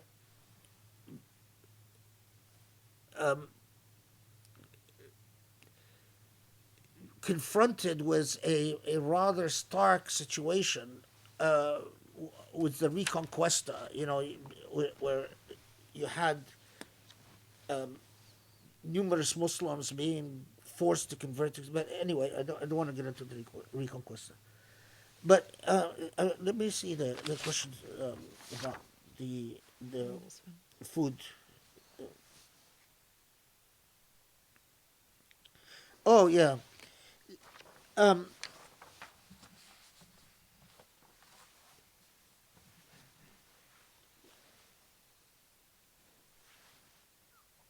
It's very. I mean, Brian is right that it is interesting that the Quran says that their meat is allowed for you, and your meat is allowed for them. Now, normally, what you find in the Islamic tradition is that they will say, well, what this was basically saying is that it is halal to sell Muslim butchered meat, or meat that is butchered according to Islamic law, to sell that to Christians and Jews. And the only thing that is preserved in the tradition is that the message was to Christians: do not have reservations about either the import or the export of meat when it comes to Christians and Jews. I've never seen anything that specifically addresses what Brian raises, which is a very, very interesting point.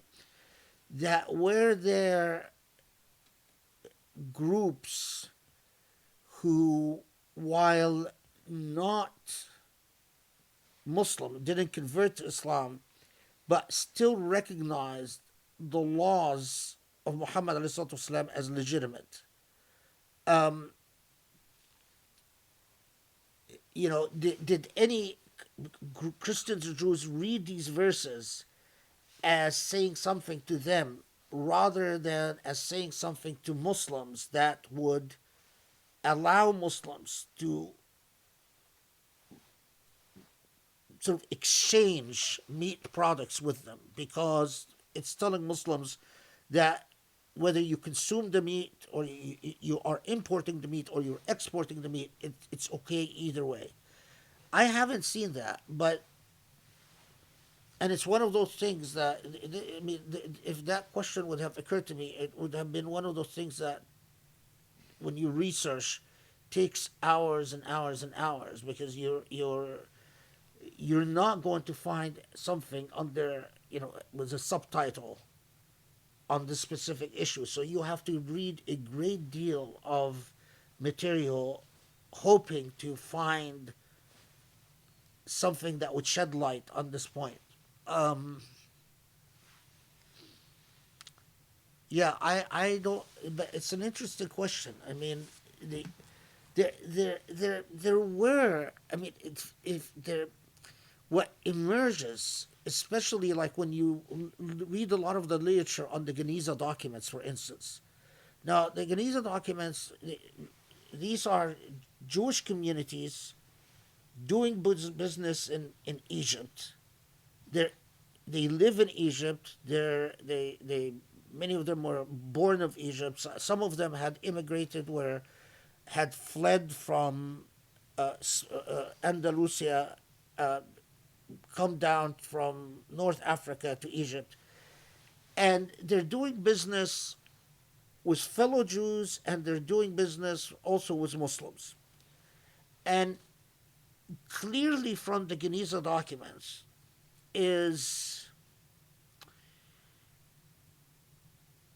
it was taken for granted that the law of the sort of the Islamic law of the land was the law for all. So for the most part, what facilitated the commercial interactions was that the law of the land was legitimate for these Jewish communities, or they never questioned the legitimacy of the law of the land. And in fact, didn't even question the legitimacy of going before a Muslim judge who would resolve a legal dispute. And some of the more interesting material that you find is forum shopping, where certain businessmen would know that they would get a better result in a Muslim court than in a Jewish court, so they try to forum shop so that they end up before a Muslim court. And how far, when you see a practice like this, how far do the roots of a practice like that go?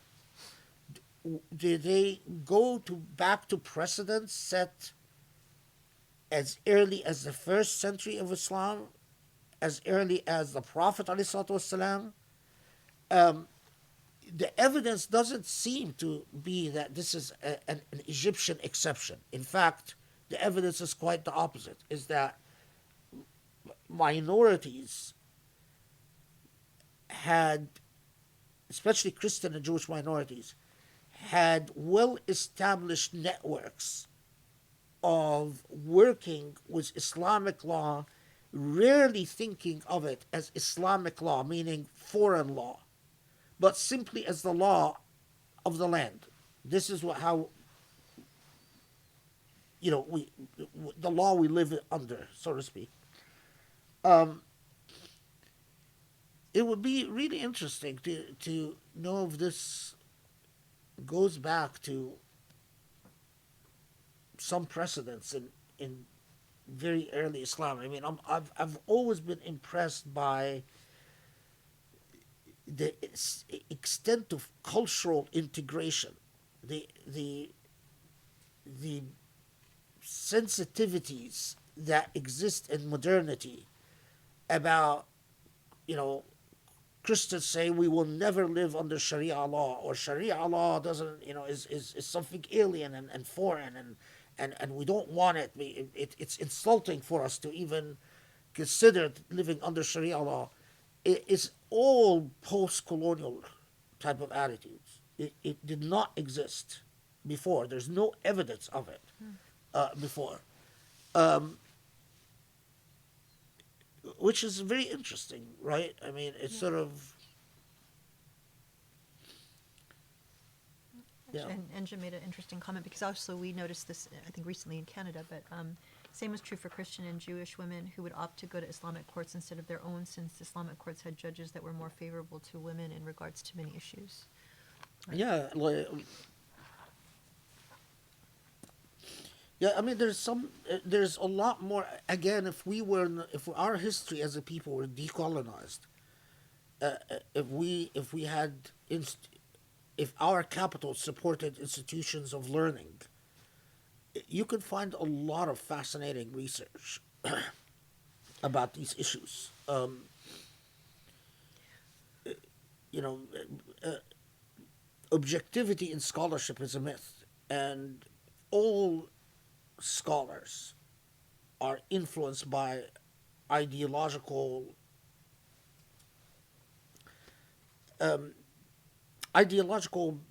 orientations. This, it might not define the conclusions they reach, but it defines the questions they ask. Thank you. And asking the right question is important. Alhamdulillah, thank you. Okay, so shall we take a break, and then when we come back we can start on Surah Yeah, okay. Nasr? Okay, so we'll take a break now. Thank you, Sheikh. Bismillah ar-Rahman ar-Rahim.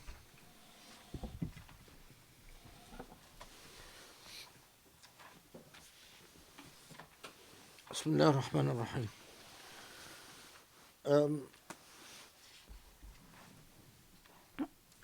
Rami reminded me that there's a French scholar called Mathieu Tillier, right? He wrote a very intense, serious study of Christians and Jews in Muslim courts, and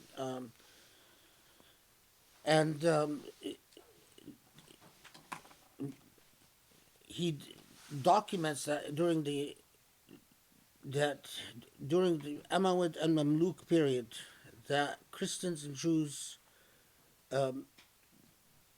it's exactly what I was that basically they fared very well in Muslim courts. That it was seen as sort of the law of the land. But anyway, I mean, so there is this 600-page French study of, and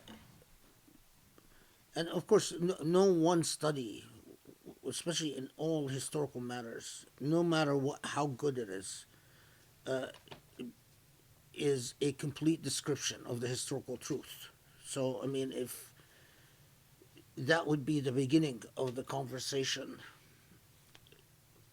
not the conclusion of it. Okay, Surah An-Nasr. So Surah An-Nasr is one of the surah that I did a line by line tafsir for, and what I remember is that was it one halaqah or two halaqahs? Do you remember? I think it I mean, it was okay, but Surah Al-Nasr is also known as, or as Al-Muwadda, that it, one of the the names for the surah that often is mentioned in the Islamic tradition as the farewell surah. Al-Muwadda means the surah of the farewell. Um, the fact that a consensus developed around calling it Surah Al-Nasr, and Al-Muwadda became a description rather than a title. Um, I have not been able to find out to what extent Al-Muwadda was a serious contending title for Surah Al-Nasr. But in any case, part of there there are traditions that say that Surah Al-Nasr was revealed um, shortly after Fatah Mecca, that it was revealed a couple of years before the death of the Prophet ﷺ.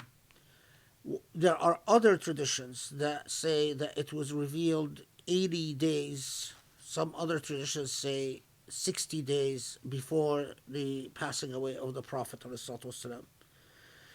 And the the more supported tradition, in my opinion, is that in fact the tradition that say that it was revealed but days, meaning few weeks before the death of the Prophet. That in other words, it was revealed after Surah Al-Ma'ida, and it is because of the number of transmissions that say it was the last total surah to be revealed of the Quran. There are traditions that say that, you know, this ayah was revealed after Surah An-Nasr, or this ayah was revealed after Surah An-Nasr. Um, I have, I have serious doubts about the traditions that claim a particular ayat were revealed after Surah An-Nasr. But the fact that Surah Al-Nasr would be the last full ayah, and how numerous these reports are that tell us it's the last full ayah, would then clearly give credence to the reports that say that it was revealed weeks before the passing away of the Prophet. Moreover, there are so many traditions that the Prophet ﷺ himself tells, in some reports he is communicating with Abu Bakr, in other reports he's communicating with Imam Ali, in other reports he's communicating with Fatima, and tells them that this surah is a farewell surah. That this surah is Allah telling him that the end is near.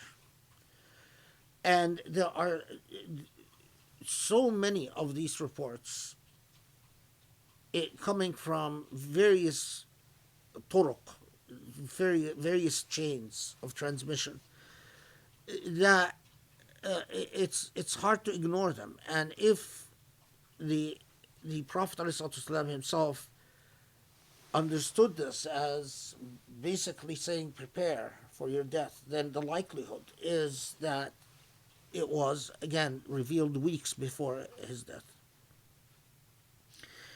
And yet another class of reports tell us that after the revelation of Surah An-Nasr, that the Prophet was in a constant state of repeating Subhanakallah bihamdik astaghfirak wa atubu ilayk. Subhanakallah bihamdik astaghfirak wa atubu ilayk. That he was consistently repeating this supplication so much so that there are again reports that people around him ask him, you are repeating this phrase so consistently, that and he responds that by referring to Surah Al-Nasr, that Allah has told him, إذا جاء نصر الله والفتح ورأيت الناس يدخلون في دين الله أفواجا فسبح بحمد ربك واستغفره إنه كان توابا. And so the formula سبحانك اللهم وبحمدك أستغفرك وأتوب إليك is taken exactly from Surah An-Nasr itself. Now, first, let's say something about the formula itself. Tasbih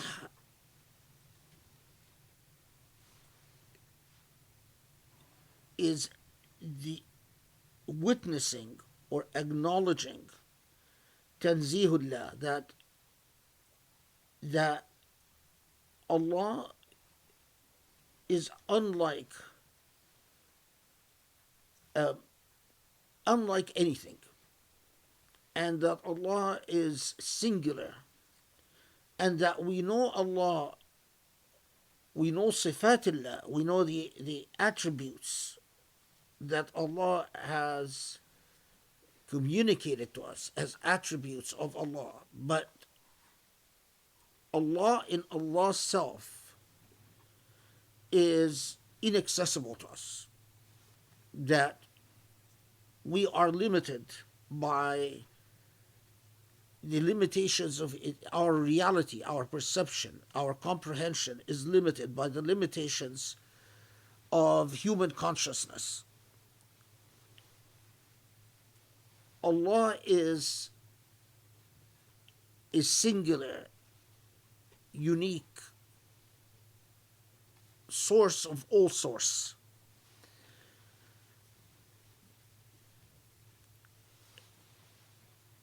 So, tasbih, sabbih bihamdi rabbika, is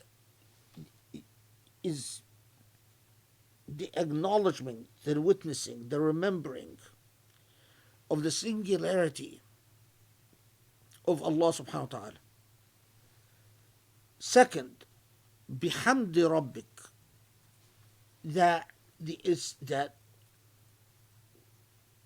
the bond between the ethical or the core moral relationship between the created and the creator is the acknowledgement of gratitude. As we said, this core moral value that was affirmed in Fatihat Kitab itself,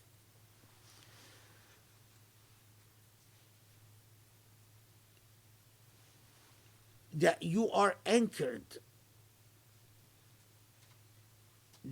the anchor, the purpose, the meaning, the beginning, the end, and what follows from any end is all contingent on Allah subhanahu wa ta'ala. And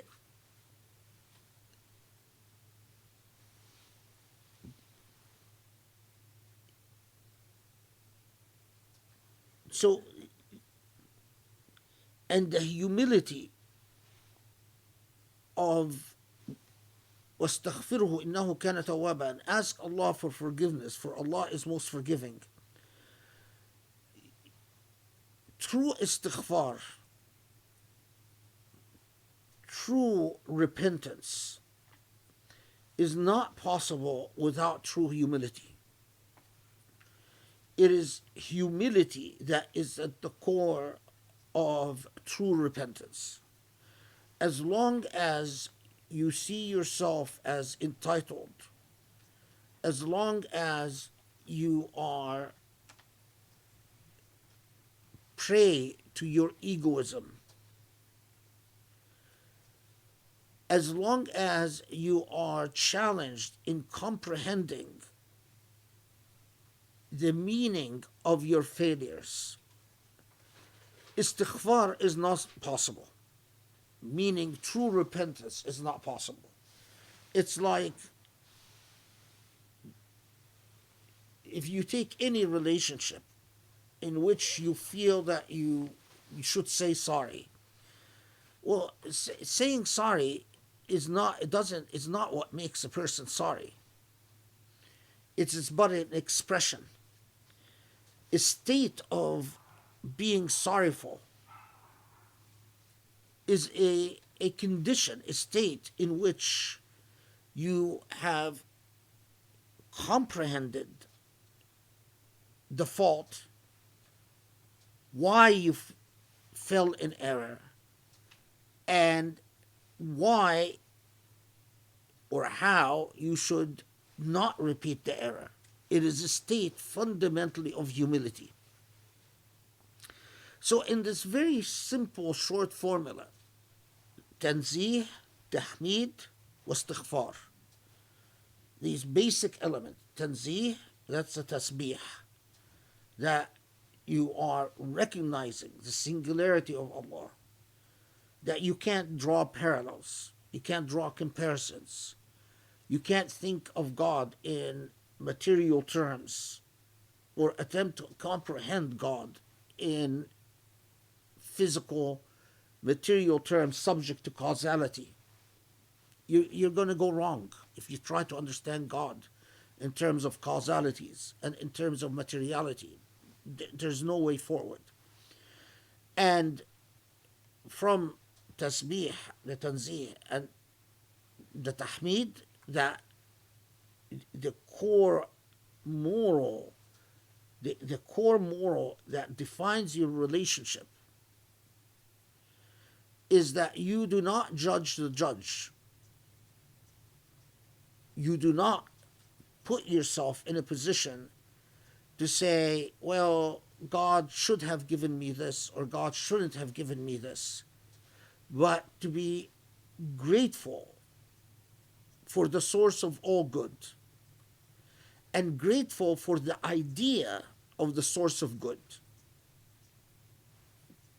That it's God is the source of light, and you are grateful for the source of light and the possibility of light. And then the basic humility that opens the door to repentance. Now, إذا جاء نصر الله والفتح. Now, there are the reason that this is known as al-muwadda or described as muwadda, the farewell, is that you as a prophet have communicated the message. And if you now witness a dynamic by which you know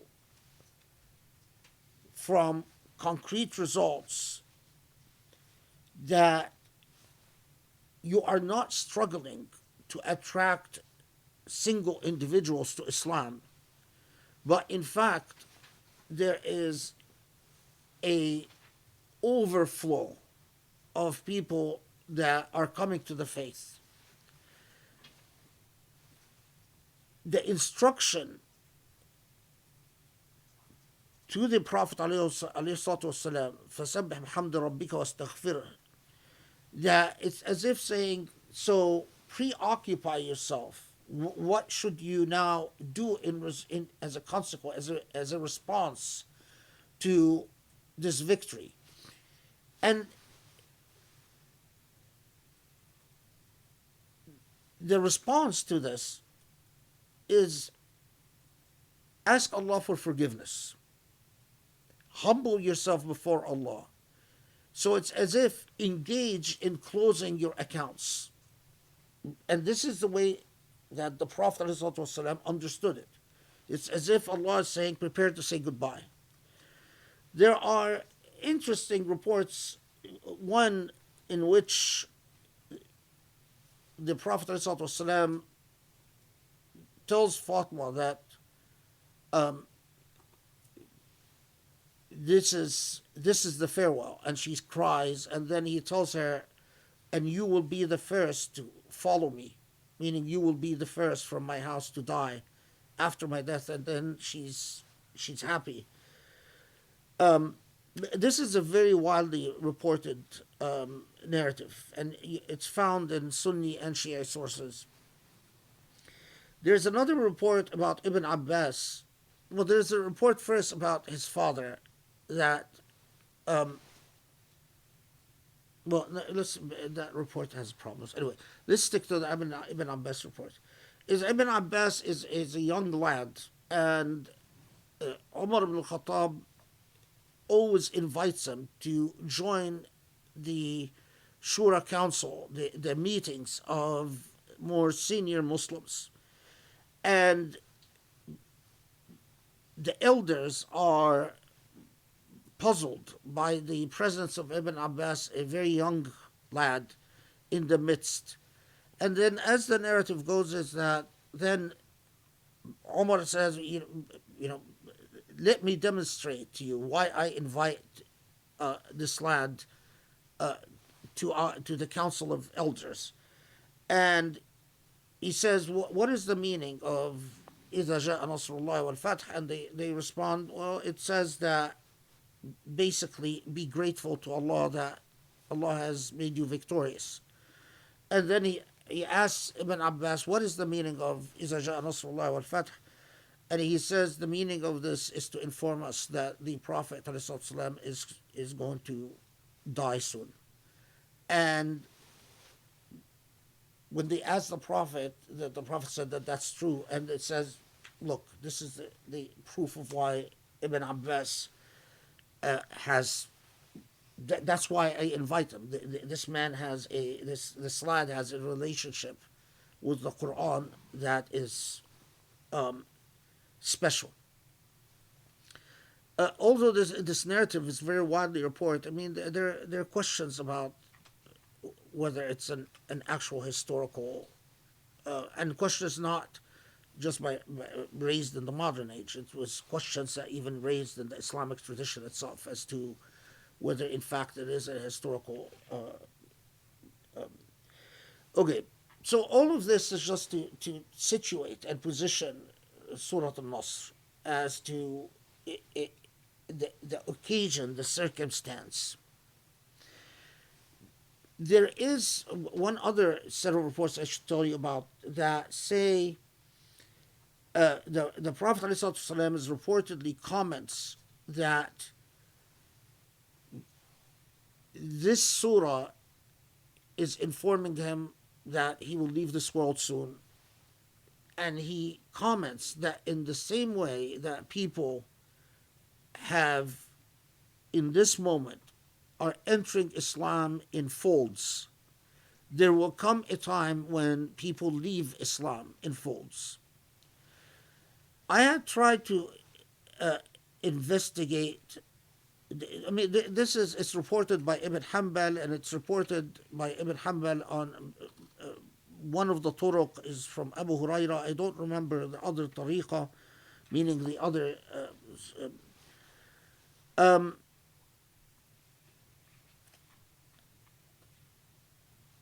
I have doubts about the his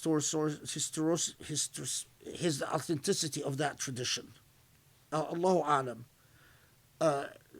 That people are entering Islam in folds and people will leave Islam in folds, although it is consistent with a certain medieval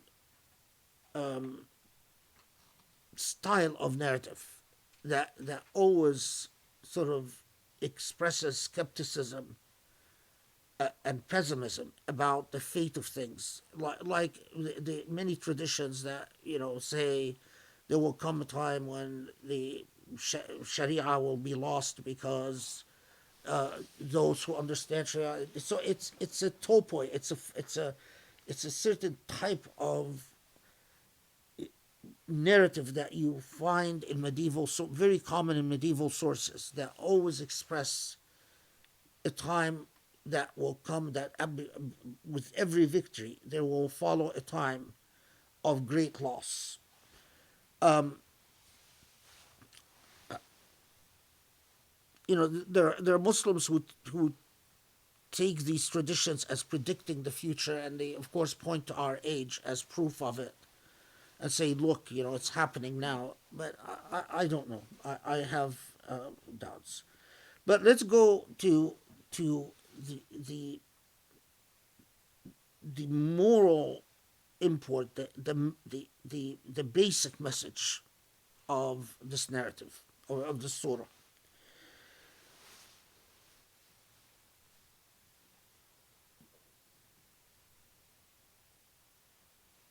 Now, again, you should know that in the tradition, when it says Nasrullah wal Fath, Allah's victory, and Fath is whatever Allah lays open. You find in the Tafsir tradition that some say this was referring to the defeat of Mecca, that when Mecca is defeated and people are entering Islam in great folds. Some traditions that say this is referring to Yemenis, in particular, entering Islam in great number. And this is coupled with the Prophet ﷺ describing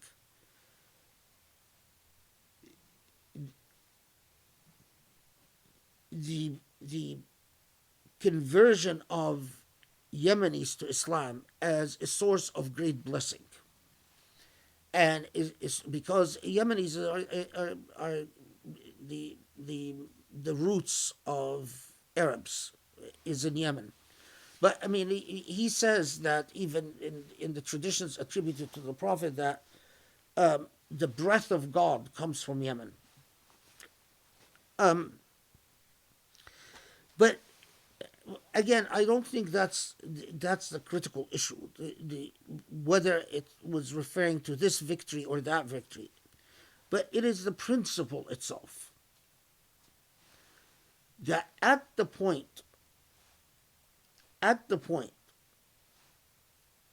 that you believe that Allah has made you victorious, Allah has given you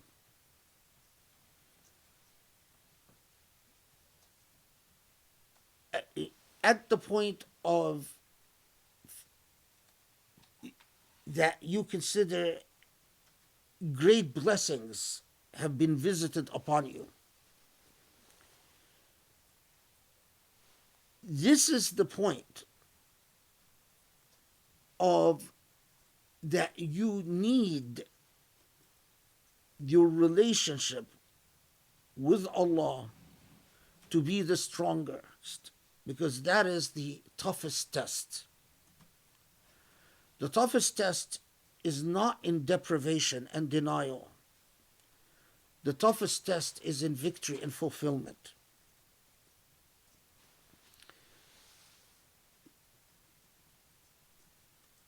It is, we humble itself, the tendency is that we will humble ourselves to God when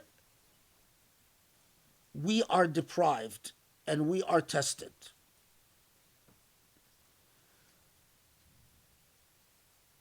It is when you need God the most that your emotions are drawn to saying, I need God because God is singular and unique and like any other.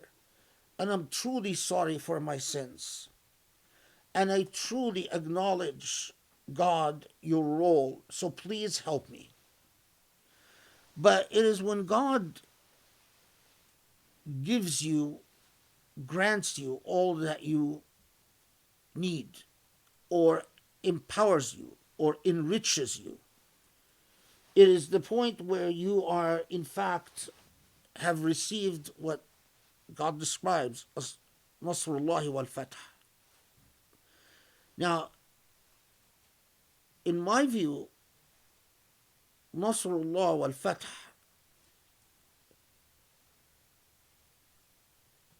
is the, the most dangerous Nasr and Fath is not just wealth, but it is your sense of being satisfied with your piety, or your sense of being satisfied with your knowledge. When that point where you say, where you feel, I am a knowledgeable person, because compared to everyone else, they're so ignorant. Or the point where you say, you know, Alhamdulillah, I live worshiping God from beginning to end. This is the point that you are most vulnerable. And imagine if you are told you're going to die in 80 days.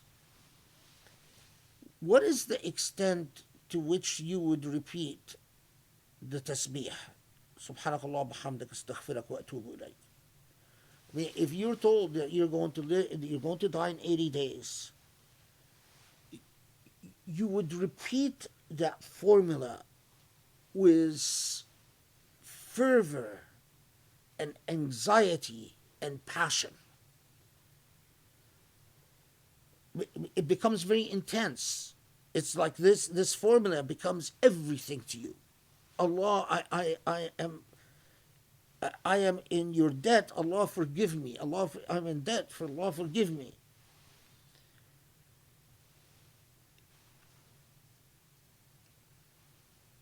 Now, so when Allah tells you that when things are going your way, this is when Allah alerts you to your need to tasbih wa tahmeed wa istighfar. That this you can imagine the extent to which Allah is telling you the gravity of the test of the fulfillment.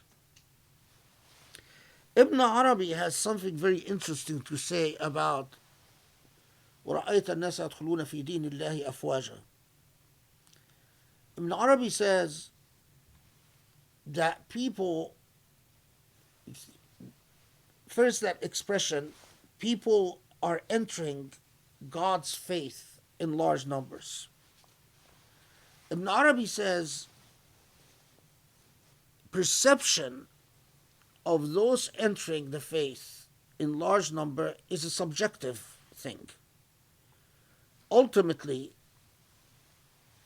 whatever you perceive to be the entering in God's faith in large numbers is alerting you to a subjectivity.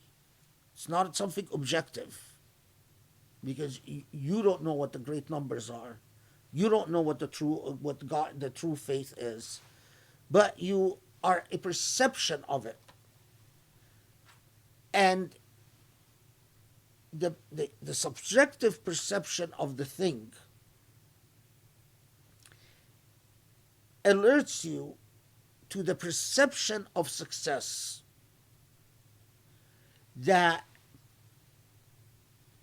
what you are seeing as people coming to God's faith in large numbers, in fact, could be, in the case of the Prophet, because he's a subject of revelation, it's subjective. But for everyone else, that what you are perceiving is that people are seeing it your way in great numbers. It's very interesting, right? That you find yourself, people are respecting your authority without contest. People are admiring your wealth. People are admiring your knowledge. People are admiring your achievements. But you are true in your, as you're seeing this, because you see things subjectively, you see it as righteous and rightful. So you are saying, well, they're being good, decent people. They're those who are seeing it my way, are good, decent human beings. And Ibn Arabi says that this is the true danger. This is the height of danger to a person's ego. Because when a person feels ineffective, the person is constantly questioning the self about its inadequacies. Why am I not doing a better job? Or why am I not as admired? Why am I not as respected? Why don't I have the rightful position? And so you are constantly drawn to the healthy dynamic of scrutinizing the self and seeking to improve the self. The true danger is وَرَأَيْتَ النَّاسِ يَدْخُلُونَ فِي دِينِ اللَّهِ أَفْوَاجًا. What you perceive to be Deen Allah, what you perceive to be God's religion, that people are actually coming to see it your way in large numbers. And Ibn Arabi says this is the biggest danger. And I completely see it the way Ibn Arabi sees it. That when Allah warns you, فَسَبِّحْ بِحَمْدِ رَبِّكَ وَاسْتَغْفِرْهُ إِنَّهُ كَانَ تَوَّابًا, that you want to really, when things are going your way, imagine that you are going to die very soon. Imagine that, well, then my days are numbered. And relate in terms of your relationship to Allah as if your days are numbered. Do you really see it as a clear vindication by God as you thought you're entitled? So is it really a clear vindication when you re-examine your relationship of istighfar?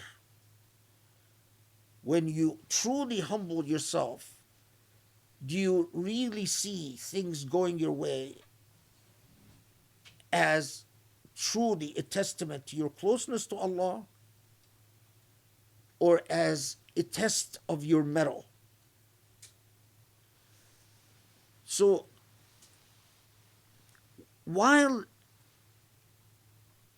in fact saying goodbye to the Prophet ﷺ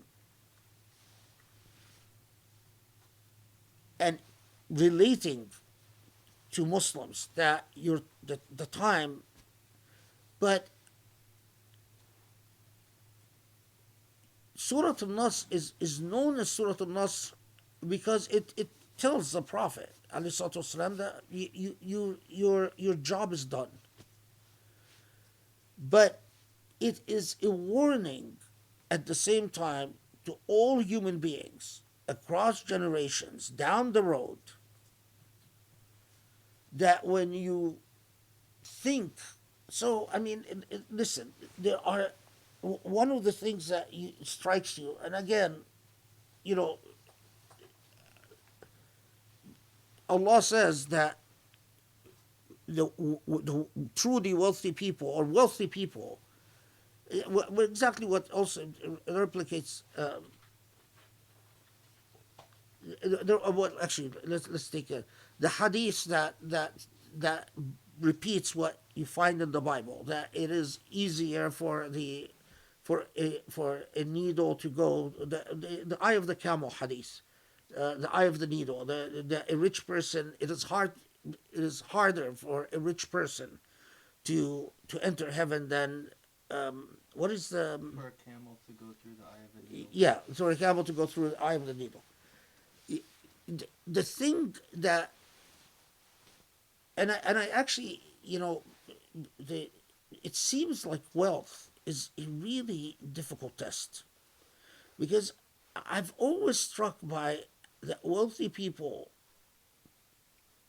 seem to be, and I've always wondered if this is a Muslim thing or is this really just wealth thing, seem to be very content about their wealth. Like they have this they deal with you like, look, I'm wonderful. I've accomplished because I'm brilliant. And this air of everyone admires me on earth because of my wealth. So it must be that I'm also admired in the heavens. And truly rare indeed that you encounter a wealthy person that has serious humility or even serious attitude in the way they deal with you, awareness that their wealth is no reflection of their status in the heavens. And when Allah comes and tells us that it is at the moment that of success and things going your way, that is the true test. It is consistent with the pedagogy of the Quran that we've encountered time and time again.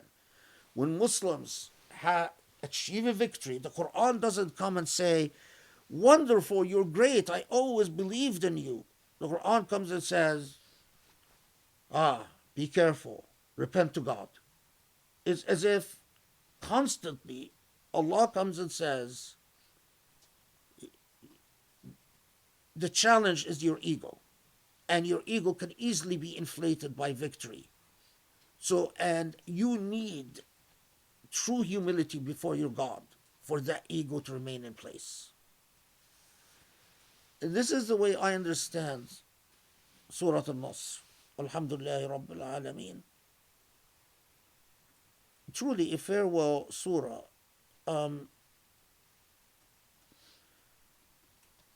Maybe, since Surah An-Nasr, which I admit it was sort of early on in the journey that I've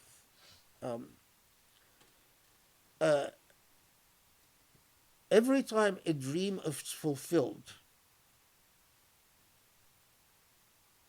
or an achievement is fulfilled, I start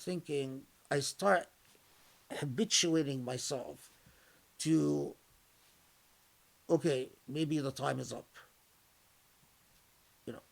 Maybe now that you've done this, and that is a very powerful reminder that you better settle your scores. Every achievement is a reminder that what follows every achievement is a concerted effort of humility before Allah, and realigning. It's like, let's make sure that now that I've achieved this, that my ego has not made me an imbalanced human being, that I haven't lost. It's as if, like, you've taken your car on a rough journey up a mountain, and then now must realign the what do you call that thing that you realign in the car? The wheels are all imbalanced. The axle. You must realign the axle in the car. So consider Surah An-Nasr your realignment of axles.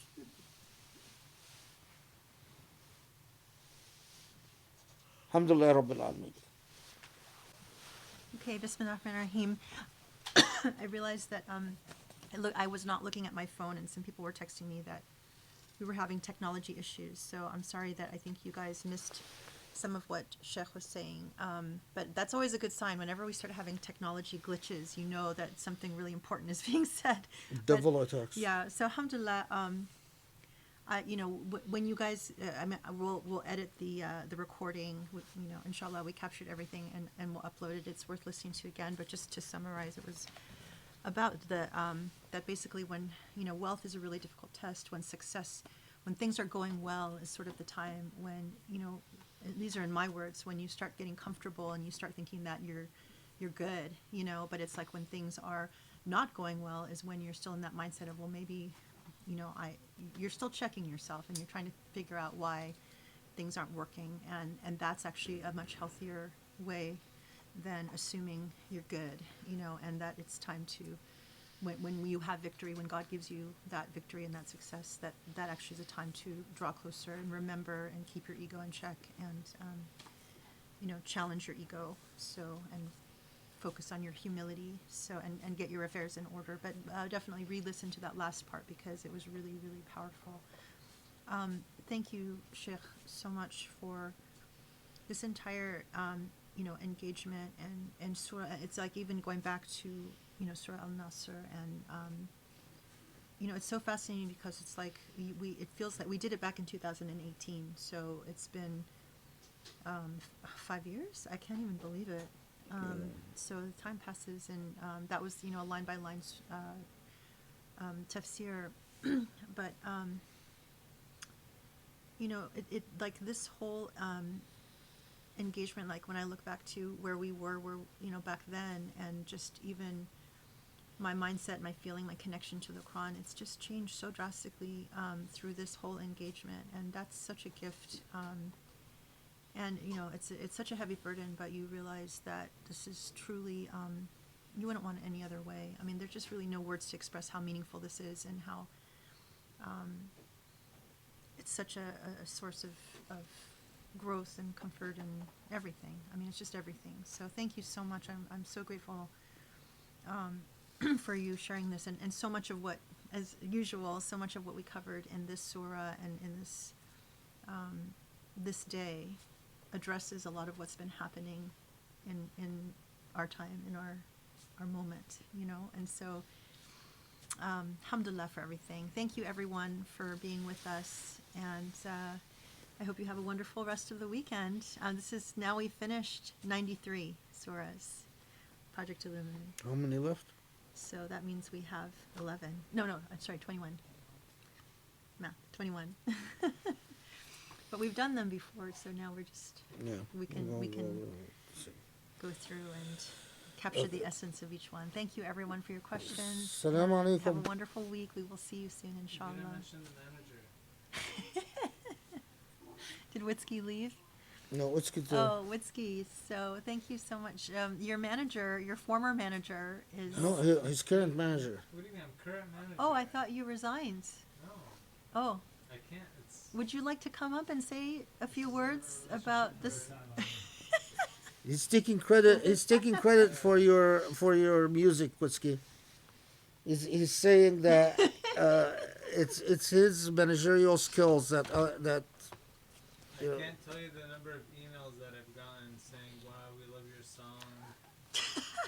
He's saying that Rami's saying that he can't tell you the number of emails he's received saying, "Wow, we love your song." Yeah, I heard they call him the Romager. The Ramager. Well, you weren't there for the birthing process, though. You're like the absentee father. So, but alhamdulillah, you were there in spirit. Yeah.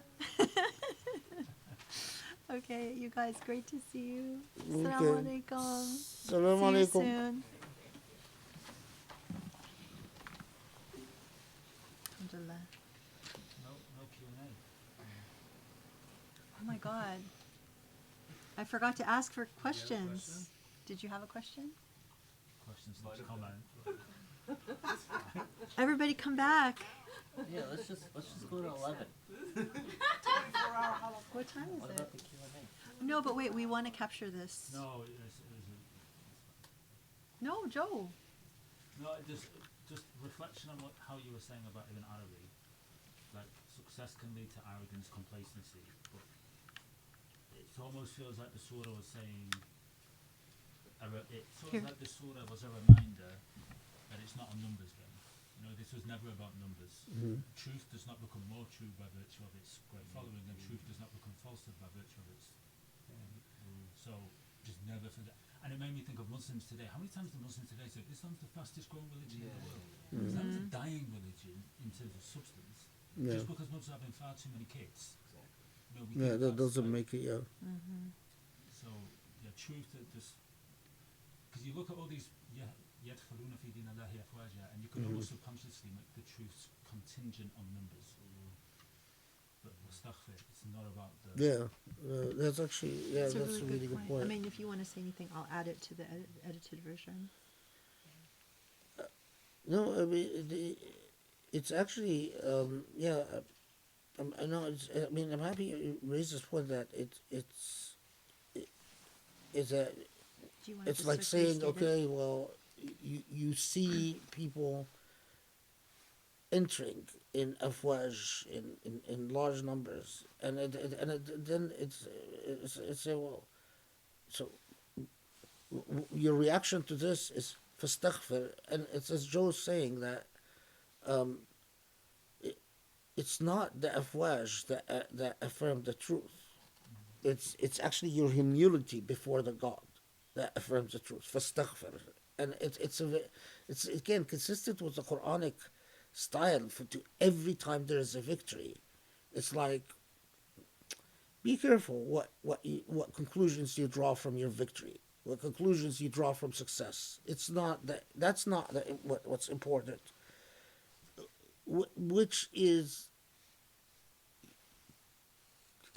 its core to the dynamic of moral perception. Every school of moral inquiry it tells you it's not about impressionism. It's not what impressions you get.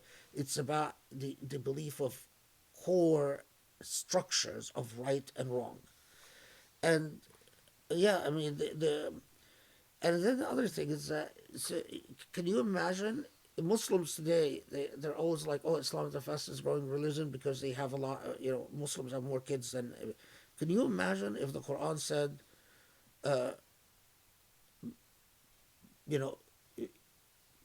can you imagine how silly it would have been if the Quran said, إذا جاء نصر الله والفتح ورأيت الناس يتكاثرون رأيت المسلمين يتكاثرون أفواجا, multiplying in huge numbers. What does that mean? Huh? Can you translate? Yeah, it means if Allah's victory comes and you see Muslims multiplying great numbers, then what victory is that? Which is so, I mean, it's so silly. That's what the government of Iran right now is encouraging people to have more children, and they're actually offering them bonuses. They are allotted for certain amount of loan to get, which is very Why? hard to get. Because Why? They're not- يتكاثرون. يتكاثرون, oh my God. What? They're not I mean, it's just like Muslim has to increase.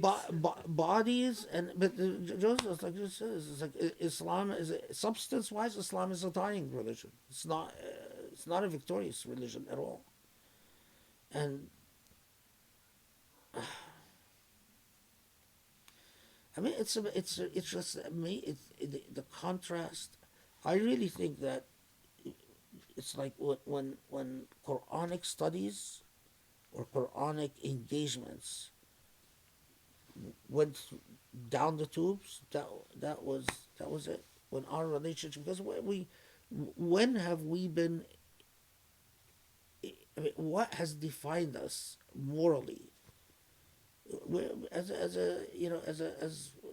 we are ancient civilizations, and most ancient civilizations in the modern age are not faring well.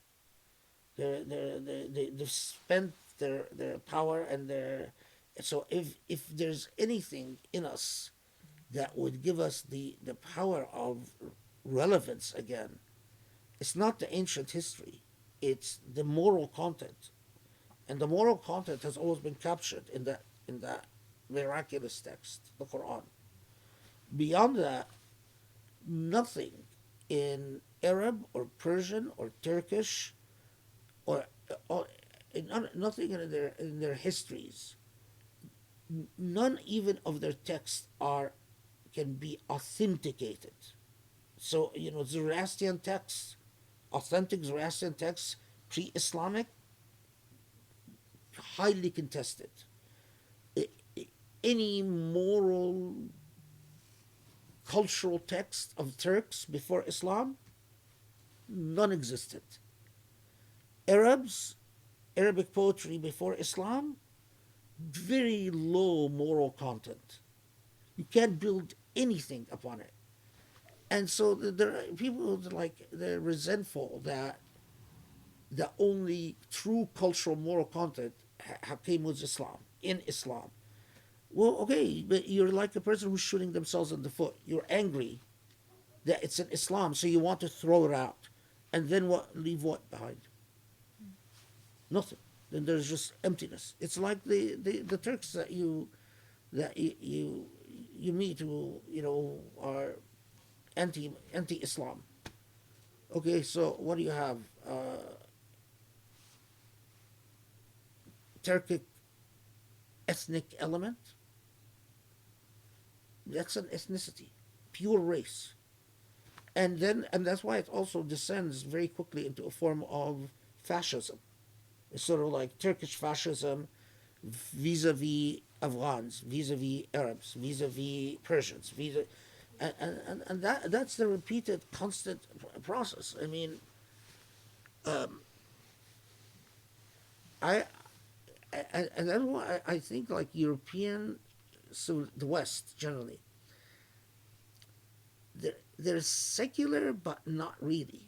I mean, they're secular in the sense that they don't have governments that rule in God's name, but they're not secular in the sense that they embrace and celebrate the intellectual tradition that is interwoven with the religious tradition. You can't separate the intellectual tradition of the West from their religious tradition. And this is the part that Muslims have completely, you know, the Muslim seculars have completely, but on the other hand, you know, the Muslim non-seculars who then don't understand, you know, the minute you put God in a seat in power, you've defined God as a political tyrant, and it's a blasphemy against God. And between these two parties that are equally, you know, we remain trapped.